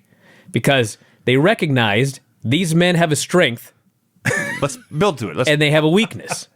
So instead of having them do what they're weak at, Sure. let's have them do what they're strong at. Amen. Did you know on Raw Monday, Baron fucking Corbin was on TV for a full hour? An hour, you say? 35 minutes of talking and managing, and then a 25 fucking minute match. I was just saying, I'm trying to figure out what Baron Corbin's strengths would be that you could play it to. I mean, Height? maybe like 5 minutes being a GM backstage. He's good at naps, I hear. It ain't his ring work. It ain't being out there for an hour on the show. Fuck. It is time for the wedding. Oh God, it was great. So out come the groomsmen and the bridesmaids all paired off. Yes. Let's go back just a moment here. Okay. Lillian Garcia is introducing Yes. each member Their of the bridal introductions, party. Yes. ring okay? intros for this wedding. So every male wrestler is paired with one of the female bridesmaids, As you do. and they're using everyone's fake name. For the wrestlers. Yes. So like Edge is coming out Yes. with Amanda Case. Mary Kelly. I wrote down every name. Okay. Jeez. So I'll let you go through the names here in a moment, but have I mentioned how much I adore Mae Young? You have. Like, you know, when people they'll like write in and they just go, "I love Granny. I wish she were my granny. She's like my granny to me." All of this stuff. That's how I feel about Mae Young. Every segment Mae Young is in, she fucking steals the show. Her crotch chops, stealing the guy and dragging him backstage, and then she's paired up with Pat Patterson. And she walks down the aisle arm in arm with Pat Patterson, and the moment the camera's on her, she grabs him, she's kissing him on the lips. Yep. And Patterson's looking around, she grabs him again, I was fucking crying. They don't make him like this anymore. That's true. She's so great. And then fucking Tess comes out to his goddamn music. So okay, let's go back a bit. So they're playing music during the introductions. Now, Wedding music. Yeah. Was it just generic wedding music? Just generic, I yeah. thought I recognized it like a Muzak version of somebody's theme. I couldn't place don't it. think so. Like when Kane married Lita and they played his theme on the cellos. Which was awesome. That was also awesome. That was awesome. So here are the pairings of groomsmen and bridesmaids. Edge and Amanda Case. Sean Stasiak came out with two women. Mm-hmm. I'm assuming these are all just Steph's real friends. Lisa Fox and Maddie Jenny. Christian comes out with, I think she said Jenny. Something like that. Christian Cage and Jen Jenny. D'Lo Brown and Mandy Van Dam, which is such a Stanford name. Jeff Hardy and Corey Seabury. Matt Hardy and Kristen Soto. Gerald Briscoe and the Fabulous Moolah. The Fabulous Moolah. Pat Patterson and Mae Young, and finally Shane McMahon and Linda McMahon. And then after all this, and there's generic wedding music playing, Tess comes out just to his theme, the same wrestling theme he always has. I do have to say that we're making fun of everyone coming down the aisle and the music and everyone's fake names and everything like that, but I want to make it very clear that, like, once everyone's out there, they're doing a wedding ceremony. Like, Yeah. they're playing this up like this is a very serious matter. Sure. Obviously, they're getting married in the ring, and there's wrestlers, so there's like a little bit of corniness. Like, you can't like totally be serious because these fucking weirdos are coming out. But once it gets going, like, they got an officiant, and they're playing the music, and they've got like these people up on the stage that are singing a song, live performance. Test is in fucking tears. Yeah. as they're singing about his Well, marriage. if you've heard them sing. It's a fake marriage, by the way, on a fake wrestling show. Yeah, sure. It's not even going to be consummated in any way. It is. He's still in tears. Yeah. Stephanie McMahon is like a robot. She's got her big smile, but like no emotion, which we'll play off later, by the way. Tess is sweating his balls off. He's just pouring sweat down his face. I loved this. So the officiant gives a little speech about, for a few minutes, the meaning of love and commitment and all this stuff, and then he says, "We now have some live entertainment," and they go to these two singers on stage. Craig, I think you'll agree with me. Were these not the worst singers you ever heard in your life? Oh, come on. They were acceptable. As far as wedding singers go, Anything, as far as wedding singers go, they were okay. really? They were okay. Maybe I'm spoiled because my sister is an outstanding wedding singer. Yeah, but you're spoiled, Vinny. yeah, my Bridget and I watched The Voice, and these singers would not have made it to the through the blind This ain't the auditions. fucking Voice. They're just wedding singers here on this goofy show. So does that mean because it's not chopped, you want shitty food at your wedding? Well, no, but I'm just saying, like, I'm guessing with there are WWE's worse singers on this planet, Vinny. with WWF's income. Yeah. I'm sure they could have found better. Well, maybe they're personal friends. Maybe. Maybe that's Test's sister, Vinny. Well, Tess, your sister sucks at singing. We can't hear you. Dick. Oh, right. Jesus. So anyway, this goes on. And they sing forever. Can we edit that off the video, Tony? I'm disgusted. They sing forever. So finally we get to the bit about speaking now and forever hold your peace. And spoiler, Hunter's music hits. If any of you are caught off guard by that. He comes out smiling. I love, he actually had this throughout the show, but it's 99 Triple H. He's got all dressed in black, a big thick leather jacket on, and the boutonniere on the jacket. Yes. Because it's a wedding. It's a nice touch. Yes. He has to explain, Vince said, if you're not invited and you're not a family member, Right. you can't come down here. He has to say, I can't even say what he was supposed to say I don't because he even fucked know. it up so many times. But he basically said, you said if you're a family member or a member of the audience, and then everyone starts cheering, and so he pauses and tries to figure it out again. If you're a family member, Live TV, everyone. and then he goes, let's go to the video. I think you should see this, Vince. And he gets out, and he flubbed that line too. Which actually, it's hilarious, but in real life, given what he just did, he should be fucking nervous. Sure. Gets backstage, and there's the video. Hunter in Vegas, in a car. You can't see his passenger. No. He's heading to the Little White Chapel. to They're get driving down the strip in Las Vegas. There's actually 3 people in the car. There's a cameraman. There's it's a convertible, and the cameraman's in the back seat shooting Hunter, not showing who was in the passenger seat, but it's clear somebody's there. And they're driving through the gentlemen's clubs and the sex shops, and it's that part of Vegas. And then they turn to the Little White Wedding Chapel. There is a fantastic touch. It's a drive-through wedding chapel, everyone. And I'm sure it's still there and still real. Gotta be. You can drive through and get married. Hunter pulls up to the menu, like at fucking Arby's. Right. And he's going through the wedding packages. And you can't believe how expensive they are. They have photos and like they have their own singers there. And then he notes at the top in small print, oh, ceremony only $40. I'll do that one. By the way, Vinny, I laughed my ass off. I'll bet you $1,000 the singers they had at this Little White Chapel were way worse than the ones on Raw. I won't disagree with that. Promise. I won't disagree with it. So at this point, they reveal that Stephanie McMahon is passed out in the passenger seat. So they pull up to the drive-thru where they meet, let's be honest, the world's dumbest person. Yeah. I remember how this played out. Vinny, it's the Little White Chapel in the worst part of Vegas. What the fuck do you think she deals with 24 hours a day? So I mean, quite frankly, one of them was sober. that's enough. Oh, so That's probably a huge improvement over 90% of these weddings. So Hunter has the rings and the license all taken care of, and What a romantic guy. He actually put a lot of work into this. he was prepared. He did. He had to get rings. He had to fill out this paperwork. So And he has $40 in no time. she is going through her speech, much as the guy in the ring was doing his speech. Hunter's trying to beg her to get on with this. He's running out of time. So they get to the part, the I do's, basically. And he quickly says, I do. And she says, do you, ma'am, take this woman to be your husband? Hunter turns his back to the woman so we can see his mouth, but she can't, and says, it's exactly like Bryan imitating a girl's voice. I do. I don't go that high. And then there's like more later when he has to repeat, I, Stephanie McMahon, do solemnly Yes. swear, blah, blah, blah. And he's doing the whole thing in falsetto like that. She falls for it all. Sure. So She's making her $40. She don't give a shit. Why the fuck would she care? It's the Little White Chapel in Vegas, for fuck's sake. He's got you there, Vince. he does. It's probably a line. Excuse me, sir. She's got to wake up first. Yeah. Can you go pull off, like when they make you pull off at Arby's to wait, they bring you your fucking food because there's a line? They don't do that at Little White Chapel. Get the fuck in and out. It's $40. So finally, she announces, congratulations, I've now pronounced you husband and wife. And Hunter says, quote, sweet. My favorite part, there are a few of them. First off, when she says, do you take Stephanie as your lawfully wedded wife? His response was, oh yeah, I do. So happy. They finally get married, and this is why this was so great. If they would do this today, there'd be 50 fucking cameras. Yep. Yes. Well lit. Absolutely.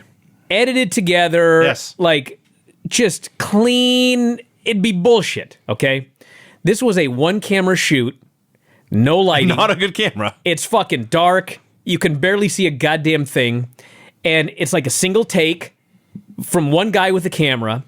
And literally, after the wedding, okay, after he's been married, now Hunter is telling the guys in the car, the guy or whatever, like, you got to get out and like move this over here. Get the cans out of the back. Get the cans out of the back, yeah. the whole thing. And as he's talking, in the background, the officiant is desperately trying to give him the rules to a happy marriage. Yes.